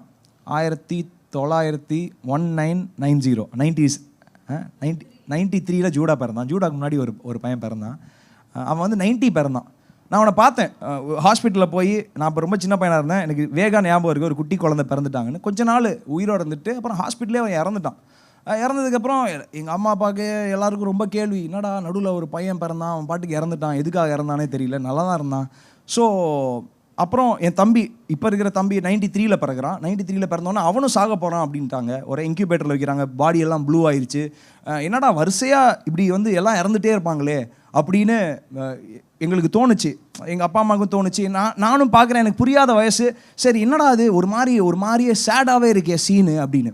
ஆனால் இப்போ சொல்ல முடியும், when God takes something, அவர் எதையாவது எடுக்கிறப்போ, அவர் எடுக்கிறாரோ இல்லை நீங்கள் விடுறீங்களோ, உங்களுடைய ஞான குறைவினால நீங்கள் விடுகிறீங்களோ, ஆனால் நிறைய தடவை யார் எடுக்கிறான்னு சொல்கிறேன், சாத்தான் அவன் எடுக்கிறான். ஏன்னா அவனுடைய வேலை என்ன? திருடுகிறதும் கொல்லுகிறதும் அழிக்கிறதுமா இருக்கிறான். இன்னைக்கு ரெஸ்டோரேஷன் வந்து எங்கே நடக்க போகுதுன்னா, சாத்தான் எடுத்திருந்தாலும் பரவாயில்ல, நீங்கள் விட்டுருந்தாலும் பரவாயில்ல, பட் ஆண்டவர் சில time he wants to restore something big for you. எத்தனை பேருக்கு நான் சொல்கிறது விளங்குது? ஹல்லேலூயா. அப்படி தான் என்னோடய ஃபஸ்ட்டு அவன் தம்பி இருந்தப்போ செகண்ட் தம்பி பார்த்தா அவனும் சாக போனான். ஆனால் இப்போ பார்த்தீங்கன்னா அவன் பயங்கர சைஸ்லேயும் சரி, ஹைட்லேயும் சரி, காசுலேயும் சரி, ஞானத்துலேயும் சரி, பேசுகிறதுலையும் சரி, God has restored my brother in a large scale. ரொம்ப பயங்கரமாக ஆண்டவர் ரெஸ்டோர் பண்ணிக்கிறாரு. அதுக்கு டெஸ்டமெண்ட்டாக நான் நினைக்கிறேன். சம்டைம்ஸ் சில இதெல்லாம் நீங்கள் இழந்து போகிறப்போ ஐ நோ நீங்கள் சேட் ஆகிறதுக்கு எல்லா உரிமையும் இருக்குது. அந்த ரிலேஷன்ஷிப்பை இழந்து போகிறப்போ, அந்த அன்பை இழந்து போகிறப்போ, அந்த உறவை இழந்து போகிறப்போ, அந்த காசை இழந்து போகிறப்போ, ப்ராப்பர்ட்டிஸ் இழந்து போகிறப்போ, எங்கள் பாஸ்டர் முன்னாடி இந்த சர்ச் பெட்டியோட அப்பா வந்து ஒரு இடத்துல சர்ச் நடத்திட்டு இருந்தாங்க. சர்ச் வந்து ஒரு பெரிய பெரிய காம்பவுண்டில் இருந்துச்சு. திடீர்னு பார்த்தா இன்னொரு டாக்குமெண்ட்டை வச்சு அந்த இடத்த வேற ஒருத்தங்க ஆக்கிரமிச்சிட்டு ஒன்றுமே செய்ய முடியல, அது அவங்களோட இடம்னு சொல்கிறாங்க. ஆனால் what I understood is that அவர்கிட்டருந்து நான் இது வரைக்கும் அவர் கோவப்பட்டதும் பார்த்ததில்லை, வருத்தப்பட்டதும் பார்த்ததில்லை. ஏன்னா ஆண்டவர் நமக்கு ஒன்று கொடுத்துருந்தா அவர் மறுபடியும் மீட்டு தருவார் அப்படின்னு அவர் சொல்கிறத நான் கேள்விப்பட்டிருக்கிறேன். நான் ஒருவேளை யாராவது ப்ராப்பர்ட்டிஸ் இழந்துருந்தீங்கன்னா, ரைட்ஃபுல்லாக உங்களுடைய ப்ராப்பர்ட்டிஸாக இருந்திருக்கு, ஆனால் உங்களுடைய கை மீறி போச்சு. நான் சொல்கிறேன், இது கவனக்குறைவினாலையும் கை மீறி போகும். உடனே ஆண்டவர் மேலே பழிய போட்டுறாதீங்க, சாத்தா மேலேயும் பழிய போட்டுறாதீங்க. கவனக்குறைவினாலையும் கை மீறி போகும். ஆனால் அதுக்கு மேலே ஒரு ரிஸ்டோரேஷன் தான் அந்த காலை வேளையில் பேசிகிட்டு இருக்கிறேன். எப்படி எலிசாவோட வேலைக்காரன் கவனக்குறைவு கிடையாது, அவன் ஒரு தப்பு பண்ணுறான். He is going against God. காசை தெரியாமல் திருடுறான். அவனுக்குமே ஒரு ஹீலிங் ரெஸ்டரேஷன் ஆண்டவர் தந்தார்னா, நீங்கள் எந்த டைமென்ஷனில் எதை இழந்திருந்தாலும் ஆண்டவர் மறுபடி உங்களுக்கு மீட்டு தர போதுமானவராக இருக்கிறாரு. ஹல்லேலூயா. எத்தனை பேர் எக்ஸைட்டடாக இருக்கிறீங்க? யாராவது நாட்களை இழந்து போயிருக்கிறீங்களா? Wasted days. இன்னைக்கு சர்மனோட டைட்டிலே ரெஸ்டரேஷன் ஆஃப் லாஸ்ட் டேஸ். இழந்து போன நாட்களை ஆண்டவர் எப்படி மறுபடி திரும்பி உங்களுக்கு மீட்டு தருகிறார்னா அந்த காலை வேளையில கூட பேசிகிட்டு இருக்கிறேன். ஆண்டவர் சூப்பராக ஒரு வசனத்தை எழுதி வச்சிருக்கிறார். அந்த வசனத்தோடு நம்ம முடிக்கலாம். எல்லாருக்கும் தெரிஞ்ச வசனம் யோவேல் 2:25. நான் உங்களிடத்தில் அனுப்பின என் பெரிய சேனை ஆகிய வெட்டுக்கிளிகளும் பச்சை கிளிகளும் முசுக்கட்டை பூச்சிகளும் பச்சை புழுக்களும் பட்சித்த வருஷங்களின் விளைவை உங்களுக்கு திரும்ப அளிப்பேன். ஹல்லேலூயா. இந்த வார்த்தையை மட்டும் நல்லா பிடிச்சிக்கோங்க. பட்சித்த வருஷங்கள், லாஸ்ட் இயர்ஸ், இழந்து போன வருஷங்கள். யாருக்காவது உங்கள் மைண்டில் தோணுதா, இந்த வருஷமே என் வாழ்க்கையிலேருந்து என் கதையிலேருந்து இரேஸ் பண்ணால் நல்லாயிருக்கும் அப்படின்னு எந்த வருஷமாக தோணுதா? எனக்கு தோணுது 2-3 வருஷம். உங்களுக்கு தோணுதா? இந்த வருஷம் என் சாப்டர்லேருந்து நான் ஷிஃப்ட் டிலீட் பண்ணி தூக்கினோன்னு விருப்பப்படுறேன். ஒருவேளை நீங்கள் அடிக்டடாக இருந்த வருஷமாக இருக்கலாம், இல்லை ஒரு லவ் பிரேக், ஹார்ட் பிரேக்கில் இருந்த வருஷமாக இருக்கலாம், உங்களை யாராவது விட்டுட்டு போன வருஷமாக இருக்கலாம், இல்லை நீங்கள் யாரையாவது விட்டுட்டு போன வருஷமாக இருக்கலாம், இல்லைனா உங்ககிட்ட இருந்த காசு உங்களை விட்டுட்டு போன வருஷமாக இருக்கலாம், உங்ககிட்ட இருந்த ப்ராப்பர்ட்டிஸ், உங்களுடைய ஹெல்த்தை நீங்கள் இழந்து போன வருஷமாக இருக்கலாம். அந்த மாதிரி வருஷத்தை யாராவது டெலீட் பண்ணணும்னு நீங்கள் நினைக்கிறீங்களா? நான் சொல்கிறேன், உங்களுடைய நாட்கள் இந்த உலகத்தில் நீங்கள் வாழ்ந்து முடிக்கிறதுக்கு முன்னாடியே அந்த 2 வருஷத்துக்காக நீங்கள் நன்றி செலுத்துவீங்க, அந்த 4 வருஷத்துக்காக நீங்கள் நன்றி செலுத்துவீங்க, அந்த 20 வருஷத்துக்காக நன்றி செலுத்துவீங்க. நன்றி செலுத்துகிறது மாத்திரம் இல்லை, ஆண்டவர் மறுபடி இழந்து போனதை அவருடைய மகிமையின்படி அவர் மீட்டு தர போதுமானவராக இருக்கிறார். இங்கே அதான் சொல்லுகிறது. வெட்டுக்கிளி எப்படி தெரியுமா பண்ணுமா? இவங்க பயங்கரமாக உரம் போட்டு ஆசையாக காத்திருந்து என்னைக்கு மழை பெய்யும், எங்கிருந்து காத்தடிக்கும் அப்படின்னு ஆசையாக அதில் நெல்லுக்கெல்லாம் எல்லாத்தையும் விளைச்சி அது அழகாக வளர்ந்து வரப்போ இந்த வெட்டுக்கிளியோட வேலை என்ன தெரியுமா? மற்றவங்களுடைய ஆசீர்வாதத்தை பிடுங்கி சாப்பிட்றது. உங்களுடைய வாழ்க்கையில் யாராவது வெட்டுக்கிளி இருந்திருக்கிறாங்களா? உங்களுடைய உழைப்பில் சாப்பிட்டவங்க, உங்களுடைய வேர்வையில் சாப்பிட்டவங்க, இல்லை உங்களுடைய பிரயாசத்தை அவங்க கொண்டாடுவாங்க. நீங்கள் உழைச்சிருப்பீங்க, உங்களுக்கு கிரெடிட் வராது, அவங்க சொந்தம் கொண்டாடிட்டு இருப்பாங்க. அந்த மாதிரிலாம் நீங்கள் வாழ்க்கையில் எக்ஸ்பீரியன்ஸ் பண்ணியிருந்தா இந்த வெட்டுக்கிளியோட வேலை அதுதான். எல்லாத்தையும் அழகாக இருக்கிறதெல்லாம் வந்து காலி பண்ணிடும். பச்சை கிளிகளும் பட்சித்த வருஷங்களின் விளைவை உங்களுக்கு திரும்ப அளிப்பேன். ஹல்லேலூயா. ஆண்டவர் அந்த வருஷங்களை மறுபடி ரெஸ்டோர் பண்ணி உங்களுக்கு தருவார். எத்தனை பேர் அதை விசுவாசிக்கிறீங்க? ஒரு ட்ரூ ஸ்டோரியை மட்டும் நான் உங்ககிட்ட சொல்லி நான் முடிக்கிறேன். ஜான் நியூட்டன் அப்படிங்கிற ஒரு நபர் இங்கிலாந்து தேசத்தில் அவர் இருந்தார் பல வருஷங்களுக்கு முன்பாக. இந்த ஜான் நியூட்டன் அப்படிங்கிறவர் வந்து பிரிட்டிஷ் நேவல் படையை சேர்ந்த ஒரு ஆஃபீஸராக இருந்தார், பிரிட்டிஷ் நேவியில் இருந்தார். இவர் என்ன பண்ணுறாரு, அந்த காலத்தில் ஆப்பிரிக்காவிலேருந்து எல்லா அடிமைகளையும் கடத்துவாங்க தெரியுமா? ஹியூமன் ட்ரேடிங், ஸ்லேவரி பண்ணிட்டு இருந்த ஒரு காலகட்டத்தில் ஆப்பிரிக்காவிலேருந்து எல்லாத்தையும் கடத்தி கொண்டு போகிறாங்க. டிரான்ஸ் அட்லாண்டிக் ஸ்லேவ் ட்ரேடிங்னு ஒன்று இருந்துச்சு. டிரான்ஸ் அட்லாண்டிக் ஸ்லேவ் ட்ரேடிங்னா யூஎஸ்ஏக்கு கடத்தாமல் எல்லாம் யூகேக்கு கடத்துவாங்க, பிரிட்டிஷ்க்கு கடத்துவாங்க, பிரிட்டிஷ் கண்ட்ரிக்கு கடத்துவாங்க. கடத்துறதுல ரொம்ப முக்கியமான ஒரு ஆளாக இருந்தார் ஜான் நியூட்டன்கிறவர். இவர் தான் எந்த ஒரு கருணையும் இல்லாமல், எந்த ஒரு அன்புமே இல்லாமல் ரொம்ப சீப்பான காசுக்கு மக்களை வாங்கிட்டு வந்து அவர் வித்துட்டு இருந்தார். திடீர்னு ஒரு நாள் என்ன ஆச்சு, அப்படி கடத்தி கொண்டு வருகிறப்போ அவங்க வருகிற கப்பலில் ஒரு பயங்கரமான புயல் அடிச்சது. பயங்கரமான காற்று அடிச்சதுக்கு அப்புறம் அந்த கப்பல் கமிழத்தக்கதான ஒரு சூழ்நிலை. ஸோ அங்கே போய் ஷிப்ரெக் ஆக போகுதுன்னு நினச்ச உடனே இவருக்கு என்ன பண்ணுறதுன்னு தெரியல. ஏதோ ஒரு கடவுளை பார்த்து கத்துறாராம், கடவுளே எனக்கு நல்லா தெரியுது நான் என்னமோ பயங்கரமாக தப்பு பண்ணியிருக்கிறேன். நான் மக்களை வந்து ரொம்ப அசால்ட்டாக எண்ணி எல்லா பெண்களையும், ஆப்பிரிக்காவில் இருக்கிற எல்லா ஆண்களையும், எல்லா குழந்தைகளையும் நான் மிதிச்சிருக்கிறேன், நான் உதைச்சிருக்கிறேன், அடிச்சிருக்கிறேன். நான் காசுக்கு, அவங்கெல்லாம் காசுக்கு ரொம்ப ஏளனமாக பேசி அவங்கள விற்கிற வேலையை, ஒரு கேவலமான வேலையை நான் செஞ்சுட்டு இருக்கிறேன். I know that I am a bad person. I know that I am not good enough. எனக்கு என்ன செய்யறதுன்னு தெரியல, எந்த கடவுள்கிட்ட பேசுறதுன்னு தெரியல, நான் எப்படி என்னை மாத்திக்கிறதுனே எனக்கு தெரியல அப்படின்னு அவர் ப்ரே பண்ணாராம். எதையோ பார்த்து கடவுளை பார்த்து கத்திருக்கிறாரு.